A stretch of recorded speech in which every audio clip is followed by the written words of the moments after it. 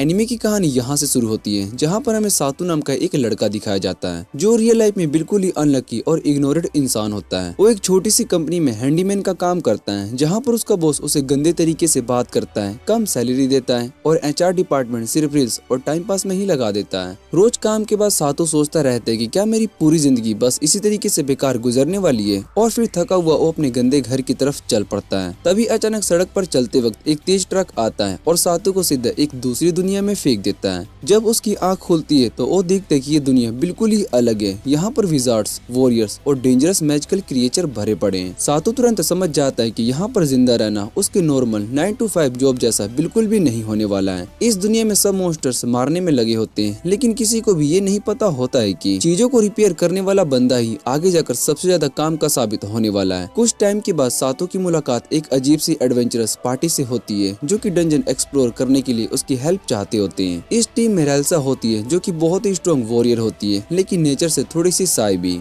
लाफेनपेन एक छोटी सी फेरी हीलर होती है, जो कि अपनी मैजिक यूज करने में काफी ज्यादा कंजूसी करती है। और मार्लोक एक बूढ़ा विजार्ड होता है, जो कि बहुत ही पावरफुल होने के बावजूद स्पेल्स बोलते वक्त अक्सर भूल ही जाता है। धीरे धीरे ये ओड सी टीम एक दूसरे पर ट्रस्ट करने लगती है। यहीं पर सातू के हैंडीमैन स्किल का असली यूज होने वाला होता है। और लॉक्ड चेस्ट को ओपन करता है, टूटे हुए वेपन्स और आर्मर को फिक्स करता है, और सफर के लिए उसका सामना भी प्रॉपर तरीके से अरेंज कर देता है। पार्टी के सब लोग समझ जाते हैं कि बिना मैजिक के भी सातू उनके लिए कितना इम्पोर्टेंट है। इस नए वर्ल्ड में पहली बार सातू को लगता है कि उसकी कोई वैल्यू है, जो कि उसकी पुरानी जिंदगी में कभी भी नहीं थी। एक दिन एक गंजा सा फ्रॉड आदमी टाउन शॉप पर आता है और छोटी सी लड़की को एक बिल्कुल बेकार सोड बेच देता है। वो लड़की बिना सोचे समझे उस सोड के बदले 18 गोल्ड कॉइन दे देती है। बाद में जब सातू उस सोड को ध्यान से देखता है तो उसे समझ में आ जाता है कि एक डमी सोड है, लेकिन अपनी रिपेयरिंग स्किल से वो उस सोड को यूजेबल बना देता है। अगले दिन सब लोग एक अंधेरी और डेंजरस केव में मॉन्स्टर से फाइट कर रहे होते हैं। विजार्ड मार्लोक स्पेल बोलते वक्त बार बार गलती कर देता है, जिससे कि सिचुएशन और भी खराब हो जाती है। तभी रेल्सा आगे बढ़ती है और अपनी हैवी सोड से मॉन्स्टर को इजीली खत्म कर देती है। ये सब देखने के बाद सातू को लगने लगता है कि वो अपनी टीम के लिए सिर्फ एक बर्डन है, क्योंकि उसका दिमाग सिर्फ हैंडीमैन काम के लिए ही ट्रेंड है। सातू समझ जाता है कि बिना मैजिक के वो इस खतरनाक दुनिया में ज्यादा दिन तक सरवाइव नहीं कर सकता।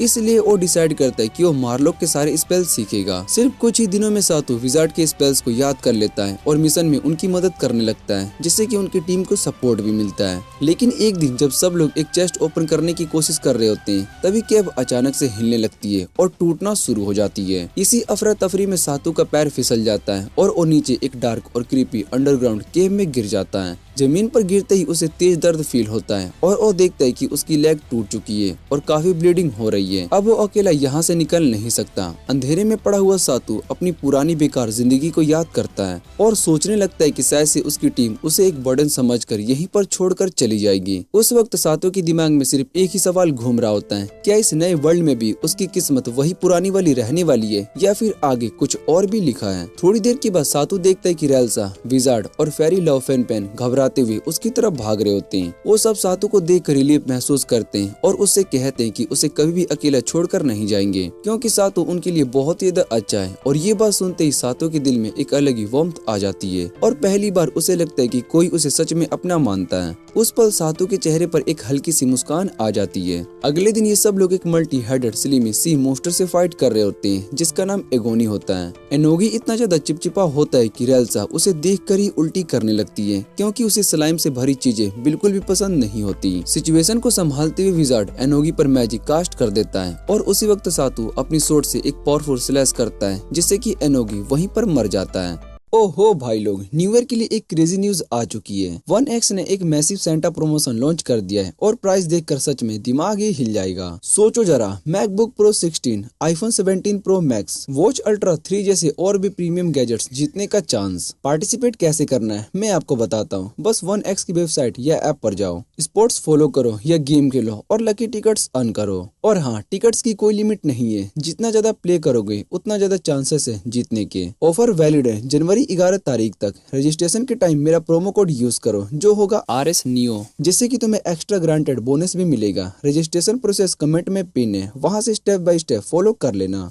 अगर न्यू ईयर को कुछ बड़ा जीतना चाहते हो तो ये चांस बिल्कुल भी मिस मत करना। मोस्टर को मारने के बाद सातू अपनी एक और हिडन टैलेंट दिखाता है। वो अपनी कुकिंग स्किल का यूज करके एनोगी को एक टेस्टी रोस्टेड डिश में बदल देता है। जैसे ही वो डिश सर्व होती है, विजार्ड और लाफिनपेन दोनों ही उसके टेस्ट से बहुत ही शौक हो जाते हैं। वो इतना टेस्टी होता है कि दोनों मिलकर रायल्सा को भी जबरदस्ती टेस्ट करने के लिए मना ही लेते हैं। रायल्सा जैसे ही एक बाइट लेती है, उसे लगता है कि जैसे कोई पैराडाइस में पहुंच गई हो और वो बिना रुके पूरा डिश खा जाती है। पेट भरने के बाद सब लोग अपनी मिशन कंटिन्यू करते हुए एक नॉन मैजिक केव में एंटर करते हैं। अंदर जाते ही उनकी नजर एक चेस्ट पर पड़ती है, लेकिन सातू को फील होता है कि ये चेस्ट सस्पिशियस है और इसमें ट्रैप भी हो सकते हैं, इसलिए वो उसे छेड़ता नहीं। थोड़ा आगे जाने पर उन्हें एक और चेस्ट मिलती है, जिसे सातू अपने टूल्स की मदद से मेटल ट्रैप से अलग कर देता है।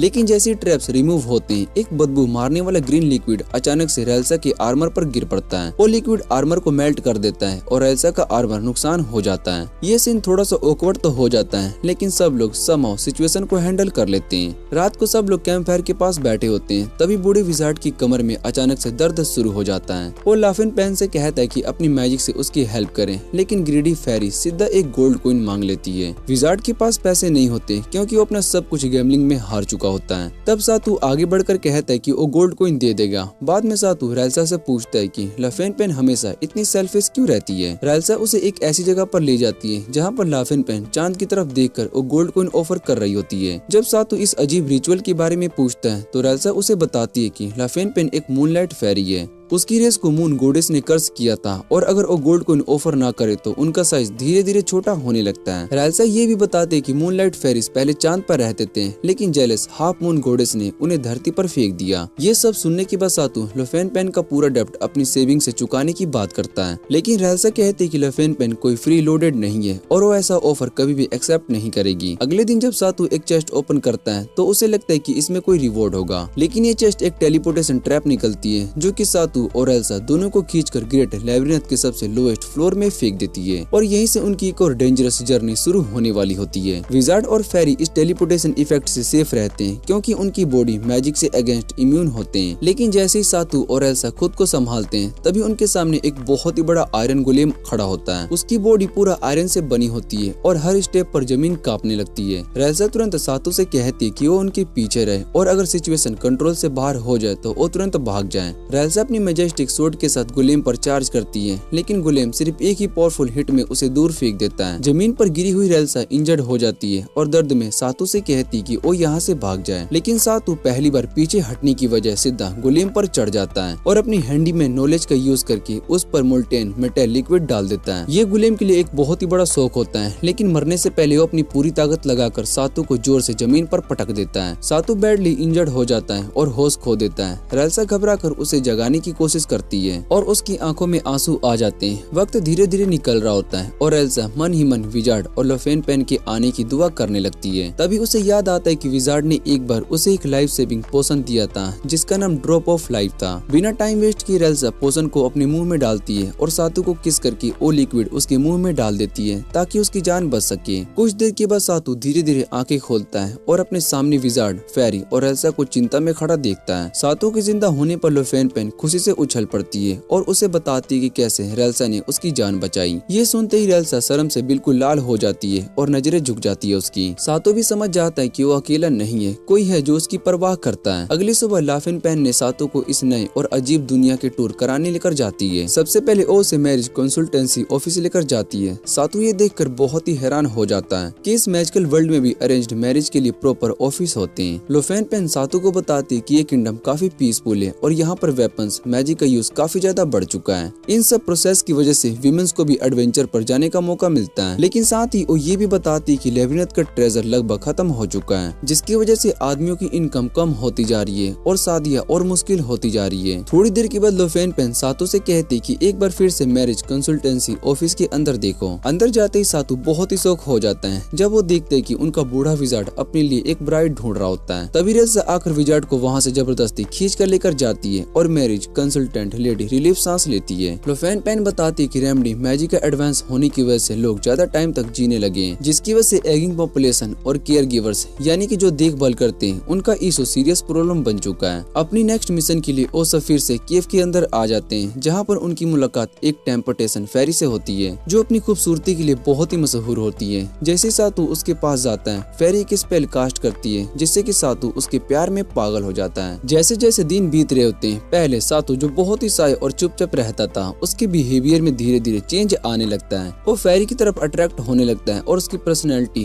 क्वाइट और बहुत ही ज्यादा अच्छी होने लगती है। ये सब देखकर अल्सा बिल्कुल भी भरोसा नहीं कर पाती, क्योंकि जिसे वो पसंद करती है वो लड़का एक हाफ नेकेड टेम्पटेशन फेरी के जाल में फंसता जा रहा होता है। अल्सा के अंदर गुस्सा भर जाता है और वो बिना ज्यादा सोचे अपनी सोड निकालकर फेरी पर अटैक करती है। उसके बॉडी पर एक अजीब सी इंटेंस रेंज चढ़ जाती है और वो फेरी पर लगातार वार करने लगती है। फेरी अपनी जान बचाने के लिए इधर उधर डॉज करती रहती है, लेकिन एल्सा के फायर्स अटैक से डरकर आखिरकार वो फेरी वहाँ से भाग ही जाती है। लेकिन प्रॉब्लम यहीं पर खत्म नहीं होती, क्योंकि सातू पर फेरी का असली स्पेल अब भी एक्टिवेट होता है। स्पेल के इफेक्ट में सातू को रेल्सा की तरफ एक अजीब सी स्ट्रॉन्ग अटेंशन महसूस होती है और वो धीरे धीरे उसकी तरफ बढ़ने लगता है। रेल्सा घबरा जाती है और पीछे हटने लगती है। उसे समझ में नहीं आ रहा होता है कि अब क्या करे। सातू जो कि अब भी फेरी की स्पेल के अंडर होता है, रेल्सा की और पास आ जाता है, इतना पास की लगता है कि जैसे अब उसे किस कर ही लेगा। तभी लोफेन पेन बीच में आ जाती है और स्पेल को तोड़ देती है, जिससे कि सातू फाइनली फेरी के कंट्रोल से फ्री हो जाता है। पर टेंशन यहीं पर नहीं रुकती। अचानक उसे वो ओल्ड विजार्ड दिखाई देता है जो कि टेम्पटेशन फेरी का हाथ पकड़े खड़ा होता है। ये देखकर सातू घबरा जाता है और वो सोचते है कि कहीं विजार्ड भी फेरी के चाम में तो नहीं आ गया। तब रेल्सा कामली उसे समझाती कि विजार्ड मैजिक से इम्यून होते हैं और फेरी उसे ज्यादा देर तक कंट्रोल नहीं कर पाएगी। और थोड़ी सी स्मिक के साथ सातू से कहती कि उसे ओल्ड हैक की टेंशन लेने की जरूरत नहीं है। आगे बढ़ते हुए उन्हें एक ऐसे ट्रैप का सामना करना पड़ता है कि अगर कोई भी मेटल आर्मर पहने हो तो लाइटनिंग हो लग सकती है। सातू पूछते हैं क्या वो इस ट्रैप को क्रॉस कर सकते हैं, लेकिन प्रॉब्लम ये होती है कि रेल्सा मेटल आर्मर पहनी होती है, जिससे कि वो रियल डेंजर में होती है। विजार्ड सजेस्ट करता है कि रेल्सा थोड़ी देर के लिए अपने आर्मर उतार दे ताकि वो अपनी मैजिक से आर्मर को लाइटनिंग ट्रैप के ऊपर से मूव कर सके।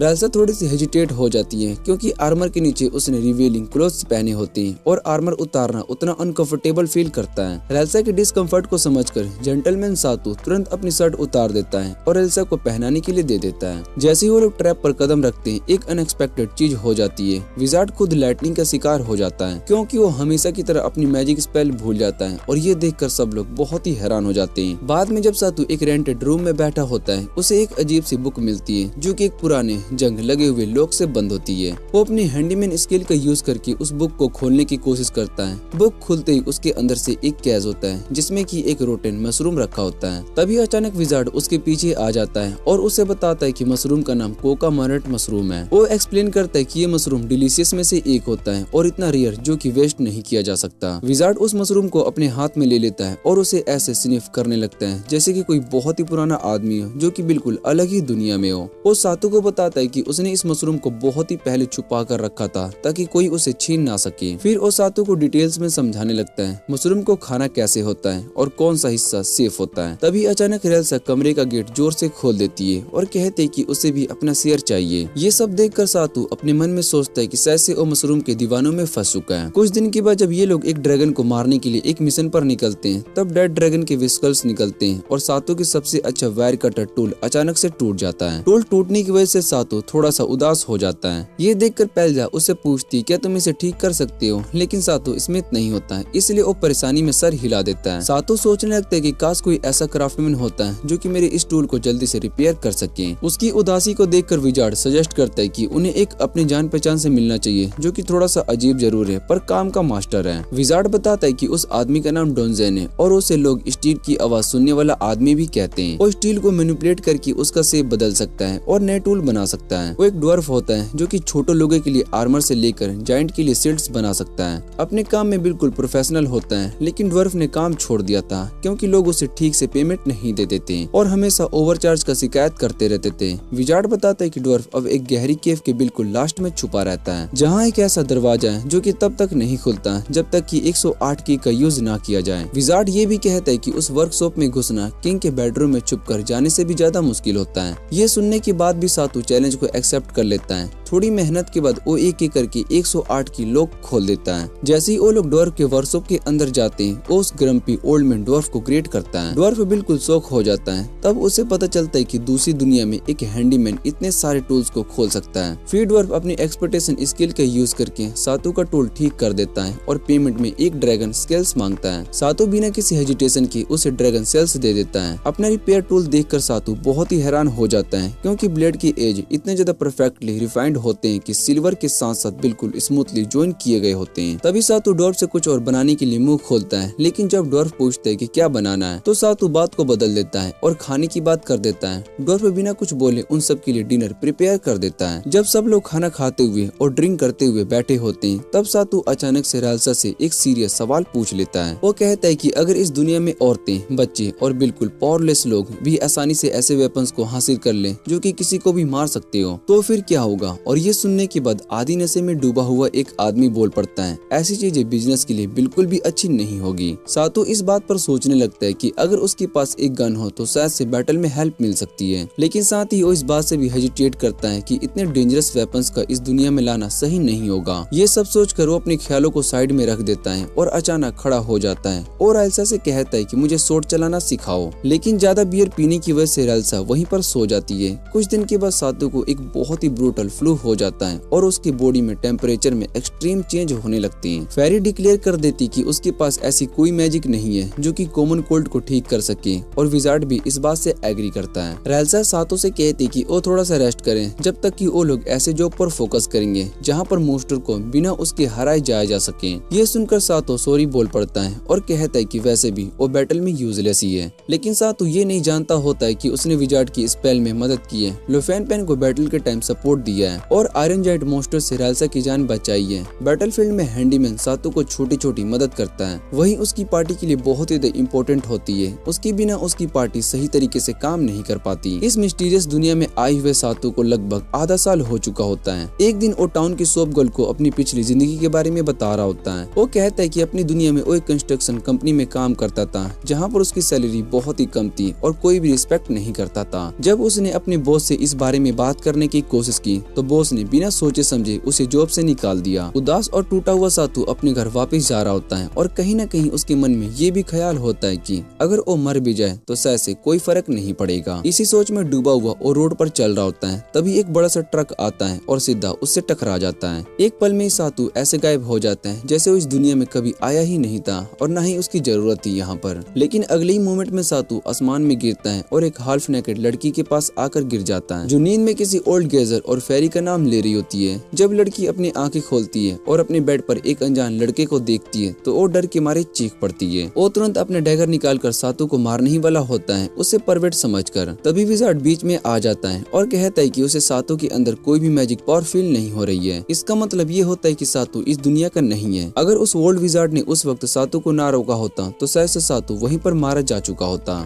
सब लोग एक लोकल इन में डिनर के लिए बैठे होते हैं, लेकिन सातू का मन खाने में बिल्कुल भी नहीं लगता। उसके दिमाग में बार बार आयरन गुलेम का ख्याल आ रहा होता है। वो विजार्ड और रासाइला से पूछता है कि आखिर वो गुलेम अपने आप कैसे मूव कर रहा था। सातू को लगता है कि शायद से वो मैजिक या किसी क्लॉक वर्क सिस्टम से चल रहा होगा, लेकिन जब वो उसे फाइट कर रहा था तब उसे एक अजीब सी मैकेनिकल आवाज सुनाई देती, जैसे कोई इंजन काम कर रहा हो। फेरी सजेस्ट करती कि क्यों ना वो सब लोग उस गुलेम के रिमेन्स चेक करने जाएं ताकि सच कंफर्म हो सके। राल्सा भी इस बात से एग्री कर लेती है और कहती है कि उन्हें दोबारा से 10th फ्लोर पर जाना चाहिए। थोड़ी देर में वो लोग गवर्नमेंट कंट्रोल्ड लेबिरिंथ के एंट्रेंस तक पहुंच जाते हैं। गेट पर खड़े गार्ड्स उन्हें रोक लेते हैं और एंट्री के लिए टोल फी मांगते हैं। राल्सा उन्हें बताते हैं कि ईयर लॉन्ग पास उनके लिए बहुत ही महंगा है, इसलिए उन्हें कुछ सिल्वर कॉइन्स देकर अंदर जाना चाहिए। गार्ड्स थोड़ी देर सोचने के बाद मान जाते हैं और उन्हें एंट्री मिल जाती है। केव के अंदर जाते ही उन्हें पता चलता है कि सारे ट्रेजर चेस्ट ऑलरेडी खाली है और उन्हें कुछ भी लूट नहीं मिलता। काफी देर चलने के बाद वो लोग उस जगह पर पहुंच जाते हैं जहां पर आयरन गुलेब को मारा गया था, लेकिन वहां पर उसकी बॉडी का कोई भी निशान तक नहीं होता।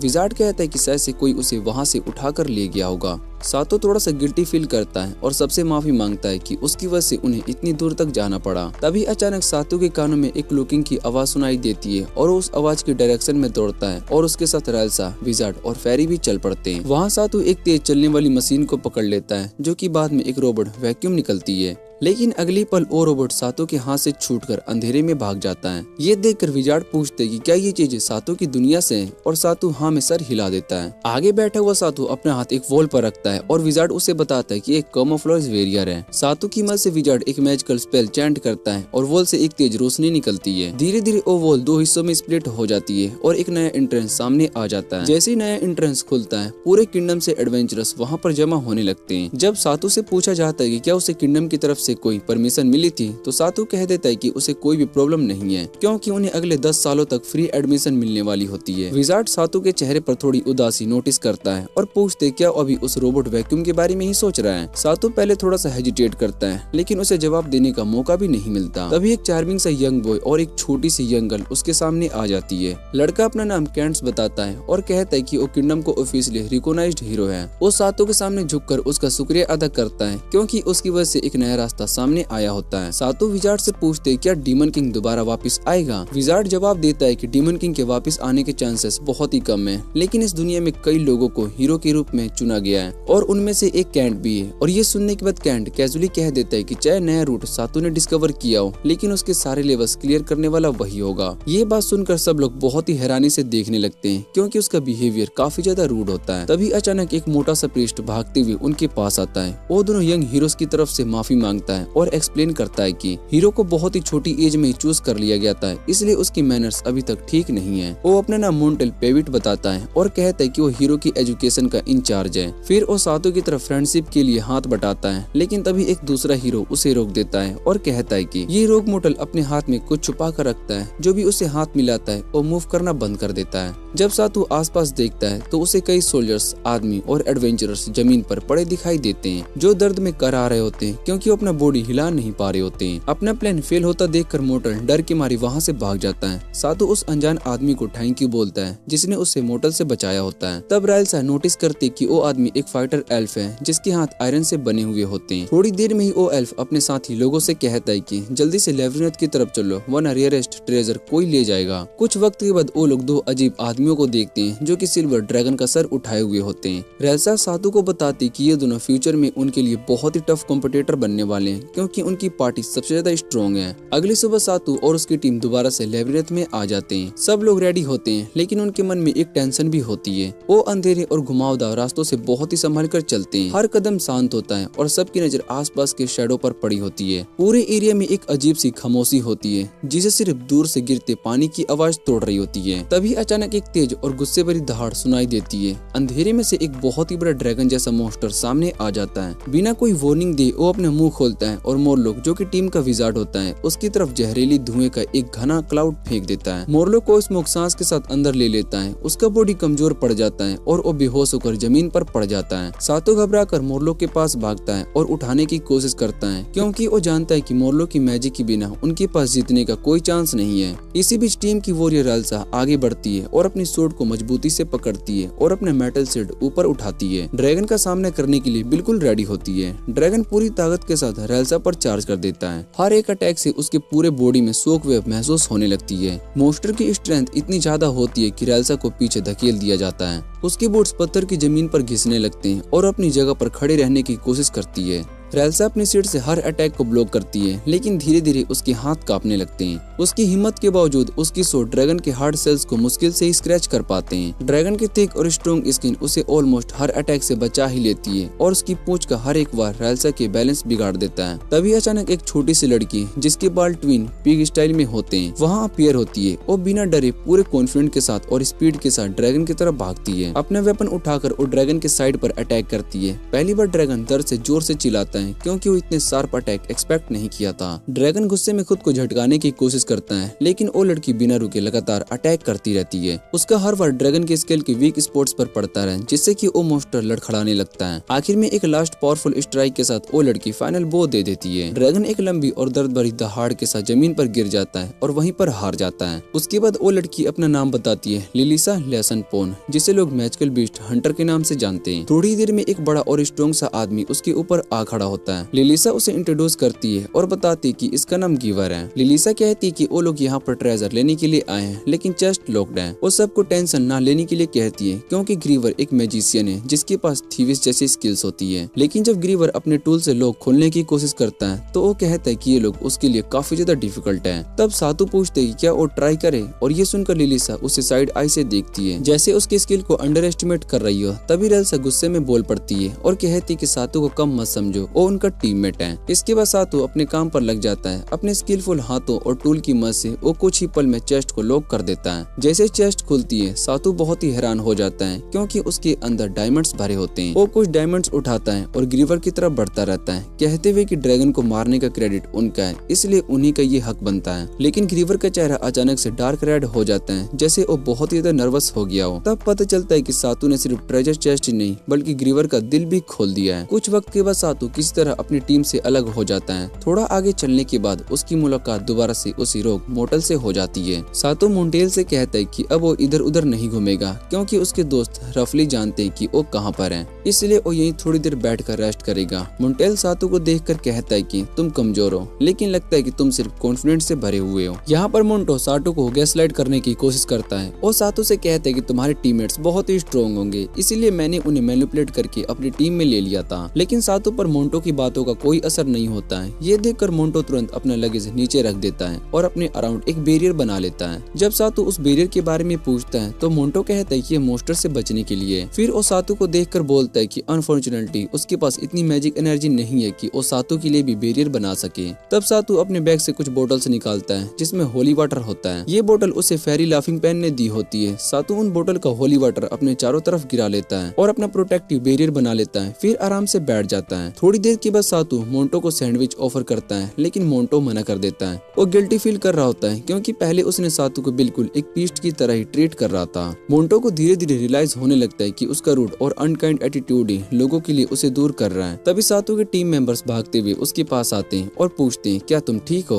उनका स्ट्रॉन्ग बॉन्ड देखकर मोंटो थोड़ा सा उदास हो जाता है क्योंकि उसके टीममेट्स उसे ढूंढने नहीं आए थे। लेकिन अचानक वो केंट को अपनी तरफ भागते हुए देख लेता है। केंट आते ही मोंटो को जोर से हग करता है और चिल्लाते हुए कहता है कि वो उसके लिए बहुत ही वॉरिड था। वो पूछता है कि तुम अकेले ही इधर उधर क्यों घूमने लगे होते हो, और ये सुनते ही मोंटो की आंखों में आंसू आ जाते हैं और सातू और उसके टीममेट भी उसके फ्रेंडशिप को देखकर काफी इमोशनल हो जाते हैं। सब लोग समझ जाते हैं कि केंट सच में एक अच्छा हीरो है और उन्होंने उसे गलत समझा था। उसके बाद उनका सामना एक अजीब डीमन से होता है जो कि एक स्पाइडर के शेप का होता है। उस डीमन से रेल्सा फाइट कर रही होती है जैसे वो एक ब्रूटल अटैक से उस मोस्टर को खत्म करने वाली होती है। तभी एक फाइटर एल्फ ऊपर से जंप करता है और से स्पाइडर मोस्टर को मार देता है। मोस्टर को मारने के बाद एल्फ अनाउंस करता है कि अब उस ट्रेजर को ले लेगा जिसका वो मोस्टर ग्राउंड कर रहा था। ये सुनकर रेल्सा गुस्से से चिल्लाती है और कहती कि वो ट्रेजर उसका और उसके टीममेट्स का है। एल्फ मुड़कर रेल्सा की तरफ देखता है और कहता है कि मैंने ही तुम्हारी जान बचाई है। लेकिन रेल्सा जवाब देती कि मुझे किसी की हेल्प की जरूरत नहीं थी। एल्फ कहता है कि मैंने तुम्हें मरने से बचाया है। इसके बाद वो दोनों के बीच में ट्रेजर को लेकर बहस शुरू हो जाती है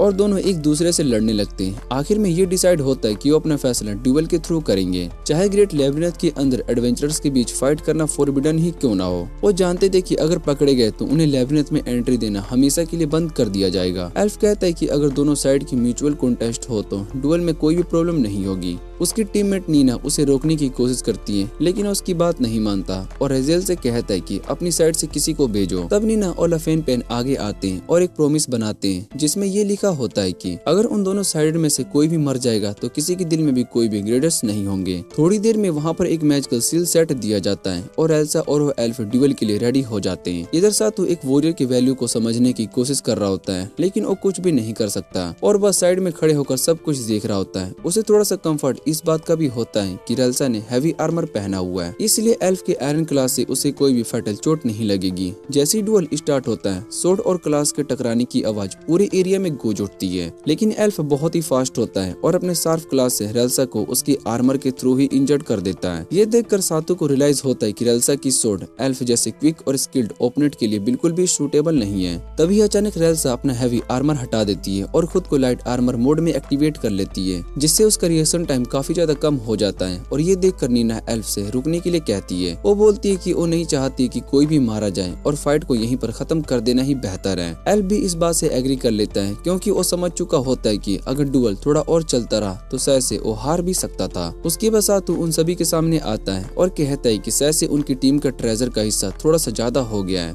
इसलिए वो अपना कुछ हिस्सा एल्फ और नीना को देना चाहता है। इसके बाद सातू और उसकी टीम लोअर फ्लोर की तरफ बढ़ने लगते हैं। अचानक सातू को फिर से वही रोबोट वैक्यूम क्लीनर की आवाज सुनाई देती है। इस बार वो बिना सोचे समझे उस आवाज की तरफ भागने लगता है और अपने टीममेट्स को चिल्लाकर बोलता है कि वो अकेला ठीक रहेगा और रोबोट के पीछे दौड़ता रहता है और उसे रोकने के लिए कहता है, लेकिन रोबोट और गहरा केव के अंदर चला जाता है। आगे जाकर सातू एक अजीब सी जगह पर पहुंचता है जहां पर उसकी अपनी दुनिया की चीजें स्टक्ड होती है। वो जब उन चीजों को समझने की कोशिश कर रहा होता है तभी एक मास्टर निंजा अपनी शार्प सोर्ड्स के साथ उस पर अटैक कर देता है, लेकिन सही टाइम पर रेल्सा वहां पर पहुंच जाती है और सातू को उस अटैक से बचा लेती है। रेल्सा को अपने आसपास इल्यूमिनेशन मैजिक फील हो रही होती है और वो सोचने लगती है कि जब निंजा की स्पेशलिटी ही अंदर से रहना होती है। रेल्सा को अपने आसपास इल्यूमिनेशन मैजिक फील होती है और वो सोचने लगती है कि जब निंजा की स्पेशलिटी ही अंधेरे में रहना होती है तो यहाँ इतनी रोशनी में क्यों है। तभी वो निंजा रेल्सा के शैडो पर अपना पैर रख देता है जिससे रेल्सा हिल भी नहीं पाती और उसका बॉडी जमीन से ही चिपक जाता है। निंजा रेल्सा पर अटैक करने के लिए आगे बढ़ता है, लेकिन तभी ब्लैक स्मिथ ड्वार्फ आगे बढ़ता है और निंजा की तरफ एक एरो शूट कर देता है। उसके बाद लिफाम निंजा के कंपेशन फेरी से भिड़ जाता है और उसकी इल्यूमिनेशन मैजिक को कम करने की कोशिश करता है। तब ड्वार्फ एक पावरफुल मैजिक स्पेल को चैंट करता है जिससे कि केव के अंदर एक्सप्लोजन होने लगती है। ये देखकर निंजा अपनी जान बचाने के लिए भाग जाता है। ड्वार्फ बताता है कि यही वो निंजा है जो कि सभी एडवेंचरस पर होने वाली सेंकी अटैक्स के पीछे था। विजार्ड को देखकर ड्वार्फ उसके सामने झुक जाता है और कहता है कि वो काफी टाइम से विजार्ड को ढूंढ रहा था और आज आखिरकार उसे मिल ही गया। ये सुनकर विजार्ड थोड़ा सा कंफ्यूज्ड हो जाता है जब ड्वार्फ उसे अपना मास्टर बोलता है और वो रिप्लाई करता है कि वो सिर्फ विमेन को ही अपना स्टूडेंट बनाता है। ड्वार्फ शांत आवाज में जवाब देता है, विजार्ड को अपनी यादें खोए काफी टाइम हो चुका है, लेकिन असल में वो ईस्ट के एक बहुत ही मशहूर और पावरफुल मैजिशियन थे। वो बताता है कि लगभग 200 साल पहले विजार्ड ने फोरबिडन मैजिक की तलाश में एक जर्नी शुरू की थी, लेकिन उसके बाद कभी वापस नहीं आई। ड्वार्फ कहता है कि उसने ग्रेट लेवनेथ के एंट्रेंस पर विजार्ड को देखा था और तब से मौका ढूंढ रहा था उनसे बात करने का। इधर एल्सा विजार्ड से पूछती है, क्या तुम्हें पास्ट में क्या हुआ था वो याद है? जिस पर विजार्ड जवाब देता है कि उसे बस अपना मोरलोक और अपनी मैजिक की याद है, उसके अलावा कुछ भी क्लियर नहीं है। तब लोफेन पेन ऐड करता है कि आजकल विजार्ड अपनी मैजिक भी ठीक से शुरू नहीं कर पाता क्योंकि वो अक्सर स्पेल के वर्ड्स ही भूल जाता है, जिसकी वजह से वो काफी यूजलेस है। ये सुनकर ड्वार्फ बीच में ही बोल पड़ता है और कहता है कि एक ग्रेट मैजिशियन के बारे में ऐसे हार्श वर्ड्स यूज नहीं करने चाहिए क्योंकि वो लेजेंडरी मैजिक और लेडीज के बीच भी काफी पॉपुलर हो रहा है। फिर अचानक ड्वार्फ सीरियस हो जाता है और बताता है कि विजार्ड का रियल नेम ग्रेट मेज बेर्निन है, लेकिन तभी कहीं से एक और डैगर आता है और सीधा ड्वार्फ के नेक में घुस जाता है। अचानक हुए इस अटैक से रेल्सा और बाकी सभी लोग तुरंत अपनी पोजीशंस ले लेते हैं और सोचने लगते हैं कि कहीं ये वही निंजा तो नहीं है जो कि पहले अटैक कर चुका था। रेल्सा अपने मन में सोचती है कि चाहे निंजा कितनी भी अपनी फॉर्मिडल क्यों ना हो जाए, लेकिन अगर सातों विजार्ड के स्पेल को सपोर्ट करे तो वो सब मिलकर उसे हरा सकते हैं। तभी सब लोग हॉरर में गैप्स कर जाते हैं और जब वो निंजा को देखते हैं, लेकिन इस बार वो अकेला नहीं होता बल्कि उसके साथ पावरफुल ग्रेट डीमन भी होते हैं। उसके बाद निंजा की लेकिन इस बार वो अकेला नहीं होता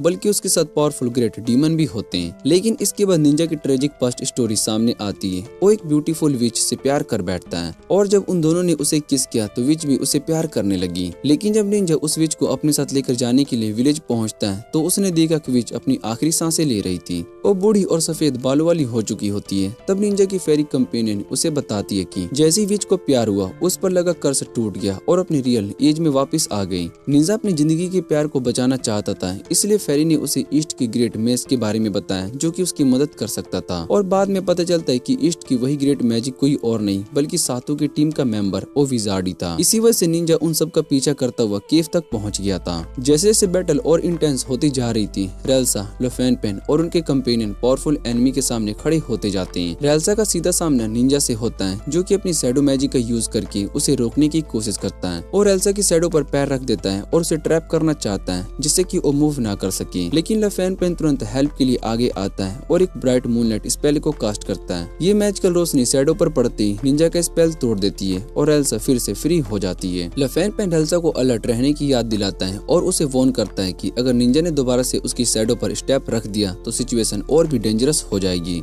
इसी बीच रेल्सा ड्वार्फ मैजिशियन को हील कर चुकी होती है और हील होते ही ड्वार्फ वापिस से फाइट में आ जाता है अब वो डीमन के सामने खड़ा होता है, सिर्फ इसलिए नहीं फाइट की जीत सके बल्कि अपने दोस्तों को प्रोटेक्ट करने के लिए। ड्वार्फ पूरी हिम्मत के साथ डीमन के अटैक को ब्लॉक करता है और अपने एलाइसेस के आगे एक शील्ड की तरह खड़ा रहता है। फाइट करते हुए वो विजार्ड को इशारा करता है और अपने स्ट्रॉन्ग मैजिक के लिए रेडी हो जाता है। ड्वार्फ जानता है कि उन्हें बस थोड़ी देर डीमन को रोकना है ताकि विजार्ड अपनी पावरफुल मैजिक से काउंटर कर सके। तभी बैटल और भी ज्यादा इंटेंस हो जाती है क्योंकि एक दूसरा डीमन भी फाइट में ज्वाइन हो जाता है। ये नया डीमन पूरे कॉन्फिडेंट के साथ कहता है कि उसे और उसके साथी डीमन पिकासो को हराने के लिए मैजिक की कोई जरूरत नहीं है। उनकी रो स्ट्रेंथ ही सातू और उसकी पार्टी को तोड़ने के लिए काफी है। इतना कहते ही वो डीमन अपनी पूरी पावर का यूज करके डार्क एनर्जी की एक बहुत ही बड़ी वेव को अनलेस करता है जो सीधा सातू और उसके दोस्तों की तरफ बढ़ जाती है। ये वेव इतनी ज्यादा पावरफुल होती है कि सातू खुद को बिल्कुल भी होपलेस महसूस करता है। सातू को समझ में आ जाता है कि सिर्फ फेरी मैजिक इन डीमन के अगेंस्ट काम नहीं करेगी। वो खुद को दोष देने लगता है कि उसने सबको इतनी डेंजरस जगह पर ले आया। उसके दिल पर एक हैवी रिस्पॉन्सिबिलिटी आ जाती है और इसी वजह से वो विजार्ड से कहता है कि वो एक हाई लेवल स्पेल यूज करे जिसका नाम 7 थंडर गॉड्स है। शायद से ये स्पेल बैटल का रुख बदल दे। सातू इस स्पेल का चैंट पहले से ही जानता होता है, इसलिए वो तुरंत उसे रिसाइट करना शुरू कर देता है और विजार्ड उसके साथ साथ वर्ड्स रिपीट करता है और अपनी सारी एनर्जी स्पेल में डालकर फोकस करता है। अचानक आसमान से एक मैसिव लाइटनिंग बोल्ट गिरती है जो कि डीमंस पर सीधा क्रैश करती है। उस लाइटनिंग की पावर इतनी ज्यादा इंटेंस होती है कि एक पल के लिए लगता है कि जैसे उन्होंने फाइनली बैटल को जीत लिया हो। लेकिन तभी एक डीमन उस अटैक को झेल लेता है और नेक्स्ट मोमेंट एक ब्रूटल मूव में उस सातू को अपने बड़े से हाथ में पकड़ लेता है। वो उसे इतनी जोर से क्रैश करता है कि खून बहने लगता है। रेल्सा ये सीन देखकर बहुत ही शोक और दर्द में फ्रीज हो जाती है क्योंकि उसे लगता है कि सातू अब मारा जा चुका है। उस पल के लिए सब कुछ खत्म हो रहा होता है, जैसे जमीन उसके पैरों के नीचे से निकल रही हो। पर तभी एक अनएक्सपेक्टेड ट्विस्ट आता है। सब ऊपर देखते हैं और देखते हैं कि सातू बिल्कुल सेफ खड़ा होता है।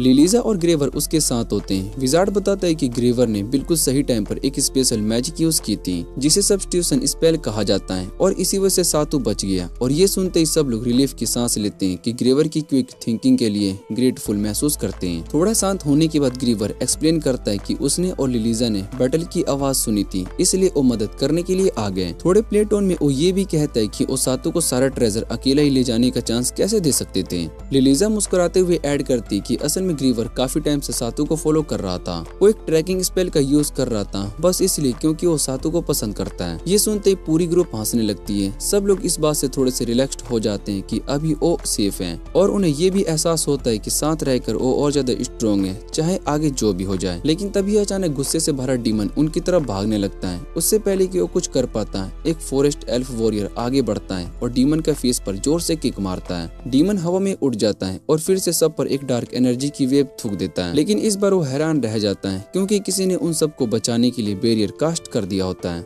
जब सब लोग दूसरी तरफ देखते हैं तो उन्हें मोंटेल अपनी टीम के साथ नजर आता है जो मिलकर बैरियर बना रहे होते हैं। अब सब एक टीम की तरह इकट्ठा हो जाते हैं। निंजा और डीमन का सामना करने के लिए इतने सारी वॉरियर को एक साथ देखकर निंजा खुद को नेचुरली थ्रेटेंडेड महसूस करता है और डीमन भी समझ जाता है कि यहाँ से निकलना ही बेहतर है, इसलिए वो भागने का फैसला कर लेता है। निनिया तुरंत लफेन पेन से कहती है कि डीमन को भागने से रोका जाए क्योंकि अगर ये लेबनेत के अंदर बच गया तो हाई लेवल एडवेंचरर्स के लिए बहुत ही बड़ा खतरा बन सकता है। निनिया सजेस्ट करती कि उन्हें कंबाइंड मैजिक का यूज करके यहीं पर इसको खत्म कर देना चाहिए और लफेन पेन भी उसकी बात से एग्री कर लेता है। तभी निंजा की फेरी प्रीमस उसे रोकने की कोशिश करती है लेकिन उस पर मैजिशियन रिचल उस पर अपने मैजिक एरो चला देता है। अपने डीमन दोस्तों को डेंजर में देखकर निंजा आगे बढ़ता है और कंबाइंड मैजिक का अटैक खुद पर ले लेता है। वो उनके लिए मरने को भी तैयार होता है। जिंदगी में पहली बार किसी सेल्फिश वजह के बिना सिर्फ दूसरों के लिए खड़ा होता है और फिर जैसे ही मैजिक टकराता है सब लोग शोक में हो जाते हैं। निंजा डिक्लेयर करता है कि वो ये एक्सपेक्टेशन उस औरत के लिए कर रहा था जिसे कि वो प्यार करता है, इसलिए डीमन को जबरदस्ती उसका साथ देने की कोई जरूरत नहीं है। निनिया निंजा को ध्यान से देखती है और सबको बताती है कि मैजिक सूट का यूज उस पर ज्यादा असर नहीं हुआ लेकिन फिर भी इतना डैमेज होना चाहिए था। सातू सबको रोकता है और कहता है कि अब फाइट का रिजल्ट पहले से डिसाइड हो चुका है। लेकिन तभी फेरी एल्फ बीच में बोल पड़ती है और प्रोटेस्ट करती है और वो कहती है कि इन्हें छोड़कर नहीं जा सकते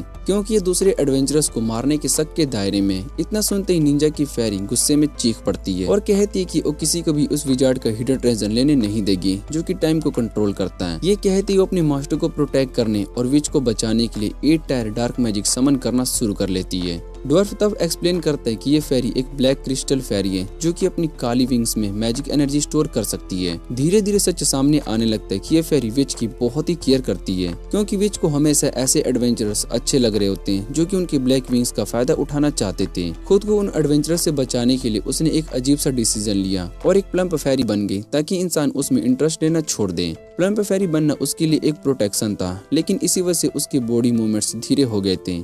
आखिरकार एक दिन वो एक ऐसे एडवेंचरर्स के हाथ लग गई थी, लेकिन उसी वक्त विच उसे बचा लेती है और अपने घर ले आती है। क्योंकि दोनों ही दुनिया के लिए आउटकास्ट थे, इसलिए धीरे धीरे दोनों एक दूसरे से काफी क्लोज आ जाते हैं। विच उसे बताती है कि वो पिछले 400 सालों से एक अकेली आउटकास्टर सेल्ट में रही है। फिर वो फेरी को अपना सच बताती है कि वो एक कर्ज के अंदर बंधी हुई है। अगर वो कभी किसी से प्यार कर बैठी तो उसका कर्ज टूट जाएगा, लेकिन उसी पल उसकी मौत हो जाएगी। इसी वजह से निंजा फेरी को सेक्रीफाइस नहीं होने देना चाहता। वो आगे बढ़कर उसकी ब्लैक विंग्स को पकड़ लेता है ताकि वो सातू और बाकी सभी पर अपनी ब्लैक मैजिक का यूज कर सके। फेरी गुस्से में निंजा पर चीखने लगती है और कहती है कि उसकी विंग्स काट दे ताकि उसकी पूरी पावर रिलीज हो सके, लेकिन निंजा इतनी क्रूअल चीज करने की हिम्मत नहीं जोड़ पाता। तब फेरी खुद ही एक एक्सट्रीम डिसीजन ले लेती है। वो बिना हाथों के टेलिंग काइंस का यूज करती है और दोनों तरफ अपनी विंग्स में डैगर घुसा देती है। फिर अपनी विंग्स को लॉर्ड ऑफ डार्कनेस को ऑफर करती है। उसी पल केव के अंदर एक बड़ा सा पिलर गिरता है, जिससे सब समझ जाते हैं कि डार्क स्पिरिट समन हो चुका है। धीरे धीरे उस पिलर की बॉडी पर कई सारी आंखें उभर आती है। तभी एल्फ की नजर उन आंखों में से एक पर पड़ती है और नेक्स्ट मोमेंट के फोर्स में उसे केव के दूसरे साइड उड़ा देती है, जिसमें उसका कान भी फट जाता है। फिर पिलर से एक और आंख से एनर्जी का जबरदस्त गश्त निकलता है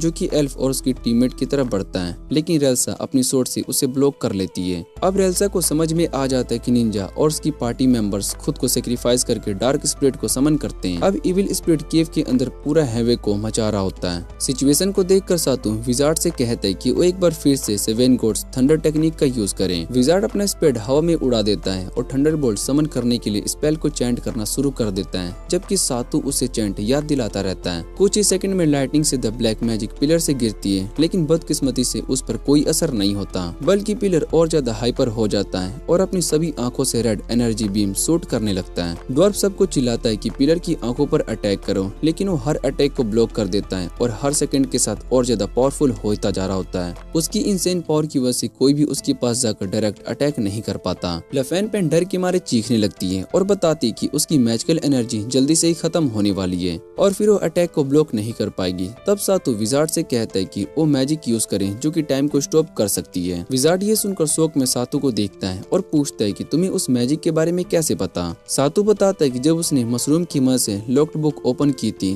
तो उसके अंदर एक सीक्रेट पेपर मिला था जिसमें टाइम और स्पेस को कंट्रोल करने वाली मैजिक के इंस्ट्रक्शन लिखे थे। सातू ये बात पहले से जानता होता है कि इसी विजार्ड ने उसे इस दुनिया में टेलीपोर्ट किया था।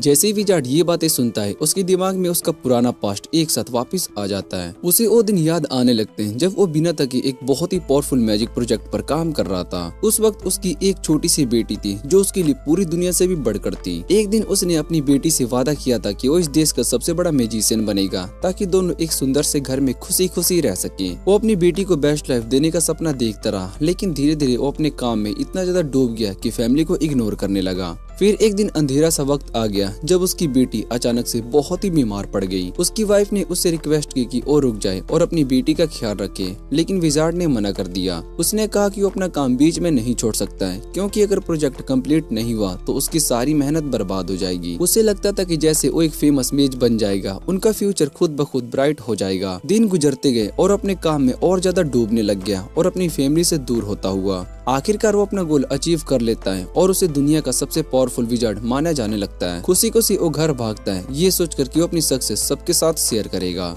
लेकिन घर पहुंचते ही उसे सिर्फ खामोशी मिलती है। उसकी बेटी उस बीमारी की वजह से दुनिया छोड़ चुकी होती है। उसकी वाइफ आंसुओं के साथ उसे बताती है कि उनकी छोटी सी बेटी अब नहीं रही। ये सुनते ही विजार्ड अंदर से टूट जाता है। उसे समझ में आ जाता है कि जिस चीज के लिए उसने सब कुछ सेक्रीफाइस किया, उसी के चक्कर में वो अपनी सबसे प्यारी चीज को खो चुका है। दुख और गुस्से से भरी उसकी वाइफ उसे छोड़कर चली जाती है और विजार्ड अकेला रह जाता है, सिर्फ रिग्रेट और दर्द के साथ। गुस्से में आकर अपनी मैजिकल बुक्स को एक एक करके तोड़ने लगता है। तभी उसके हाथ में एक अजीब सी एशियंट बुक लगती है। उस बुक में लिखा होता है कि मिस्टीरियस लेबिरिंथ के बारे में, जो कि नॉर्थर्न किंगडम में है और जहाँ टाइम मैजिक का राज छुपा हुआ है, वो पावर जो कि वक्त को पीछे मोड़ सकता है। इस बात से उसके दिल में एक नई उम्मीद जाग जाती है और डिसाइड करता है कि वो इस मैजिक को ढूंढकर अपनी बेटी को वापस लेकर आएगा। वो ग्रेट लेबिरिंथ का सफर शुरू करता है और दिन रात उस पावरफुल स्पेल का कोई भी निशान ढूंढता रहता है। कई दिनों तक भटकने के बाद उसे कुछ अजीब से पड़े हुए ऑब्जेक्ट्स दिखाई देते हैं, जो कि वहाँ पर बिल्कुल आउट ऑफ प्लेस लग रहे होते हैं। उनके बीच उसे एक एशियंट स्क्रिप्ट मिलती है जिसमें वही स्पेल लिखा होता है जिसे वो ढूंढ रहा था। जैसे वो उसे उठाता है, एक सफेद कपड़ों में एक फिगर उसके सामने आ जाता है। विजार्ड उस स्ट्रेंजर से रिक्वेस्ट करता है कि वो उसे ये मैजिक सिखा दे और बताता है कि वो अपनी बेटी को जिंदा करना चाहता है, लेकिन वो स्ट्रेंजर आसानी से नहीं मानता। वो विजार्ड को डुएल के लिए चैलेंज कर देता है और कहता है कि अगर विजार्ड जीत गया तभी वो उसे स्पेल सिखाएगा। दोनों के बीच एक भयानक फाइट शुरू हो जाती है जिसमें दोनों ही थक जाते हैं और बुरी तरीके से इंजर्ड हो जाते हैं।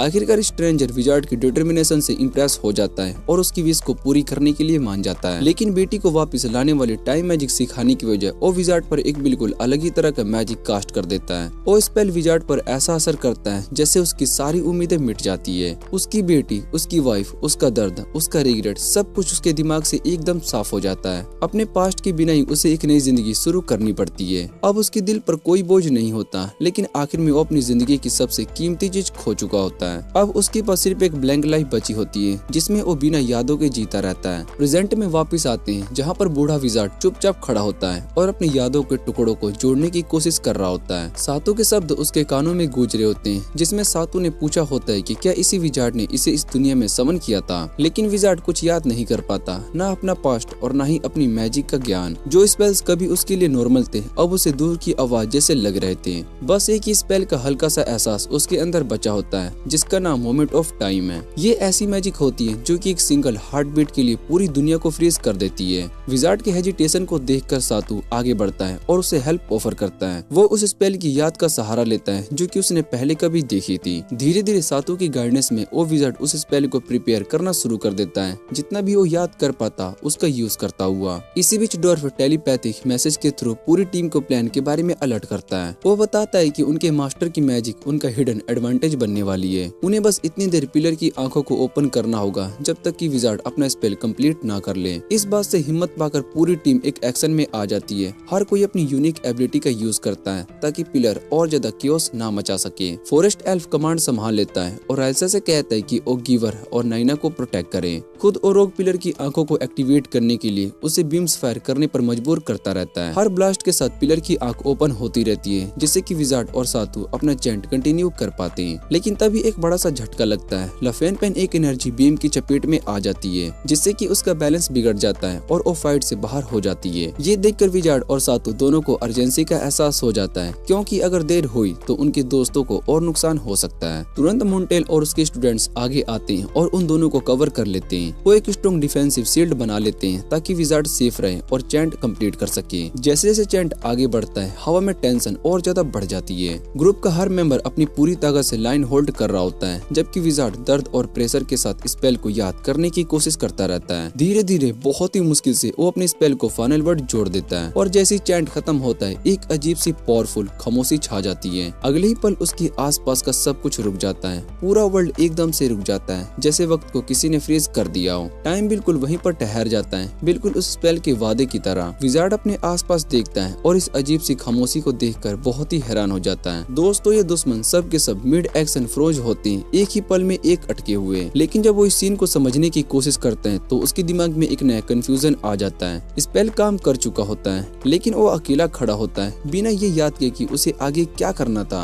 उसके पास सिर्फ 100 सेकेंड ही होते हैं पर वो बार बार जोन आउट हो जाता है, ये सोचते हुए कि नेक्स्ट स्टेप क्या ले। वो सातू को जगाने की कोशिश करता है लेकिन उसकी आवाज कोई नहीं सुन पाता। तभी उसकी नजर अपने प्लान पर पड़ती है जहाँ पर कुछ इंस्ट्रक्शन लिखे होते हैं। उसमें लिखा होता है कि उसे पिलर की आंखों पर मैजिक से अटैक करना है। ये देखते ही उसे समझ में आ जाता है कि ये सब सातू ने उसकी मदद करने के लिए किया था। जब टाइम फ्रीज होता है विजार्ड के अंदर पॉजिटिव एनर्जी का एक जोरदार सर्ज होता है। गुस्से और दर्द में वो चिल्लाता है कि वो पिलर से बदला लेगा क्योंकि उसने उसके टीममेट्स को नुकसान पहुंचाया है जो कि उसके अपने बच्चों जैसे हैं। इस पूरे गुस्से में वो एक और पावरफुल मैजिक चैंट करना शुरू कर देता है, ऐसी मैजिक जो कि उसकी सारी पावर को एक्सट्रीम लिमिट तक बढ़ा देती है। वो अपनी पूरी एनर्जी इकट्ठा करता है और उन्हें कंबाइन करके करके एक ऐसा फेरी ब्लास्ट बनाता है जो कि उस पिलर को पूरी तरीके से तबाह कर देता है। वो उसकी तरफ जंप करता है, लेकिन तभी उसके दिमाग में कुछ दर्दनाक यादें उभर आती है। उसे विच और निंजा की मेमोरीज दिखाई देने लगती है, जहाँ एक ऑलमोस्ट डेड विच के पास बैठकर रो रहा होता है और फेरी उसे एक ऐसे मैच के बारे में बताती है जो कि उसकी जान बचा सकता है। तब विजार्ड को समझ में आ जाता है कि उसका दुश्मन ये सब सिर्फ प्यार और लॉयल्टी की वजह से ही कर रहा है,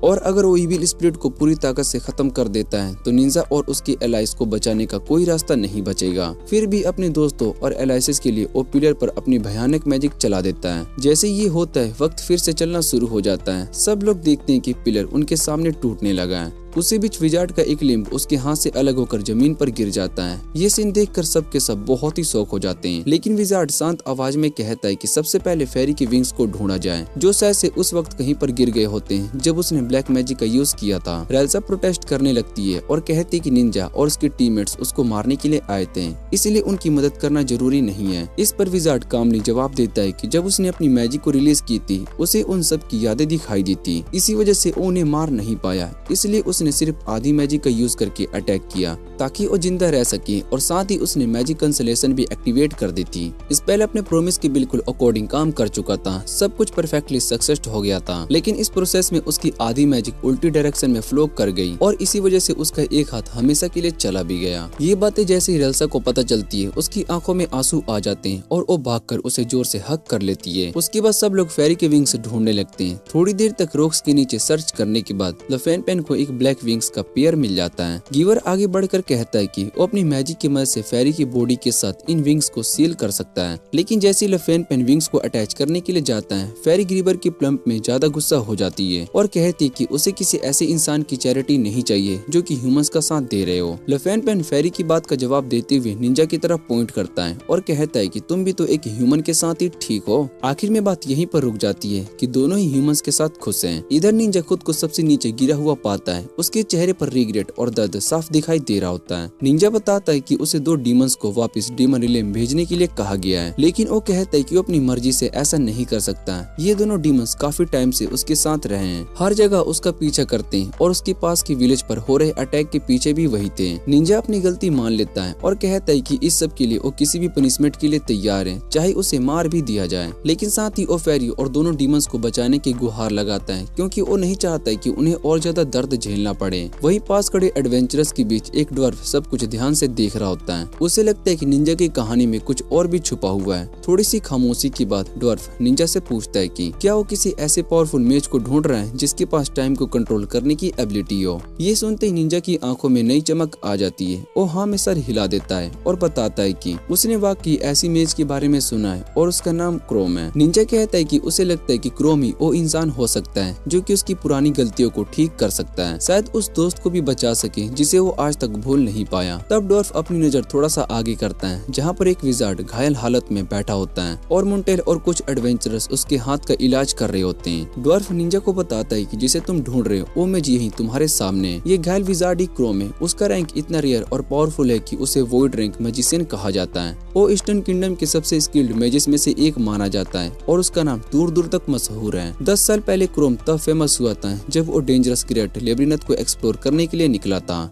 एक ऐसी जगह जहां पर अनजान खतरे और गहरे राज छुपे हुए हैं। उसकी अचीवमेंट्स ने उसे एक जिंदा लेजेंड बना दिया था। ये सुनते ही कि उसके सामने खड़ा विजार्ड ही क्रोम है, निंजा के अंदर एक छोटी सी उम्मीद जाग उठती है। उसका दिल तेज धड़कने लगता है और उसके दिमाग में पॉसिबिलिटीज घूमने लगती है। अगर क्रोम वाकई टाइम को कंट्रोल कर सकता है तो शायद से उसे पावरफुल विच को भी बचा सकता है जो कि सालों से खो चुकी है, और उसे अपनी खोई हुई मोहब्बत से फिर से मिला सकता है। इतने टाइम से जो निराशा उसके अंदर थी वो धीरे धीरे कम होने लगती है और उसकी जगह हल्की सी होप आ जाती है। लेकिन अचानक उसके सामने जमीन में 3 शॉट धड़ से आकर गिर जाते हैं और उसकी सोच वहीं पर खत्म हो जाती है। निंजा हैरानी से ऊपर देखता है जहाँ पर अंधेरे में 2 शैडो जैसे बाहर निकल रहे होते हैं। उनके चेहरे छुपे हुए होते हैं लेकिन उनकी प्रेजेंस काफी इंटिमिडेटिंग होती है। वो चुपचाप आगे बढ़ते हैं। उनके डार्क क्लोक्स हवा में लहरा रहे होते हैं और उनके एक्सप्रेशन समझ में नहीं आते। वो दोनों कहते हैं कि वो निंजा को की गई किलिंग्स की सजा देने के लिए आए हैं, और जैसे ही वो सोड को ऊपर अटैक करने की ऑर्डर देते हैं, लेकिन सोड निंजा तक पहुंचने से पहले ही उसका साथी डीमन बीच में आकर पूरा अटैक अपने ऊपर ले लेता है। दूसरा डीमन गुस्से में आगे बढ़ता है और उन दोनों को वार्निंग देता है कि अगर उन्होंने उनके बॉस पर अपने गंदे हाथ भी लाए तो वो दोनों को वहीं पर खत्म कर देगा।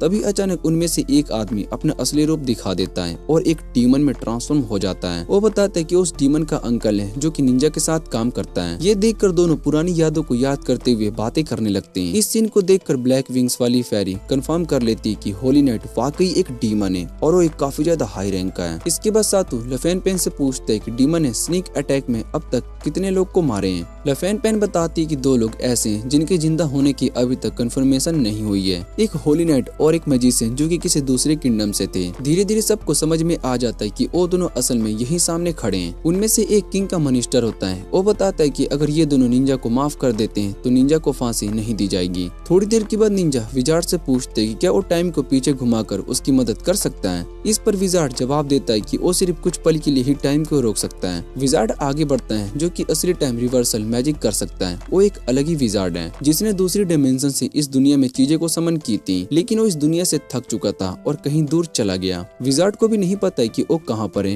हो सकता है कि वो डीमन रिलेम में हो या फिर स्पिरिट रिलेम में या फिर ह्यूमन वर्ल्ड में जहाँ से सातू आया था और उसे ढूंढना लगभग नामुमकिन है। तभी मिनिस्टर आगे आता है और कहता है कि शायद से विच को बचाने का एक और तरीका हो सकता है। वो बताता है कि जिस किंग के लिए वो काम करता है उसके पास ये मैजिक करने की पावर है, लेकिन इस मैजिक के लिए एक ऐसे इंसान की जान चाहिए होती है जो उस विच से गहरा तौर पर जुड़ा हुआ हो। दोनों डीमंस निंजा की तरफ मुड़कर उससे कहते हैं कि वो अपनी जान देने का ख्याल छोड़ दें, शायद विच को बचाने का कोई और तरीका मिल जाए। लेकिन निंजा सीधा मिनिस्टर से कहता है कि मेरी ही जिंदगी का यूज करो। वो कहता है कि जब मुझे वैसे भी फांसी होने वाली है तो क्यों न मैं अपनी जान उस औरत को बचाने में लगा दूं जिससे कि मैं प्यार करता हूं। मिनिस्टर जवाब देता है कि निंजा के साथ किंगडम के लॉस के हिसाब से ही विचार होना चाहिए, लेकिन अगर सब लोग उसकी क्राइम्स को नजरअंदाज करके उसे माफ करने का नाटक करें तो फिर कोई और रास्ता निकाला जा सकता है। थोड़ी देर सोचने के बाद सब लोग निंजा को माफ करने का फैसला कर लेते हैं। सातू कहता है कि अगर निंजा किसी का काम कर सकता है तो उसे ये मौका मिलना चाहिए। बाद में दोनों डीमंस को वापस उनके घर भेज दिया जाता है। मिनिस्टर किंग से कॉन्ट्रैक्ट करता है जो कि विच के कर्ज को तोड़ सकता है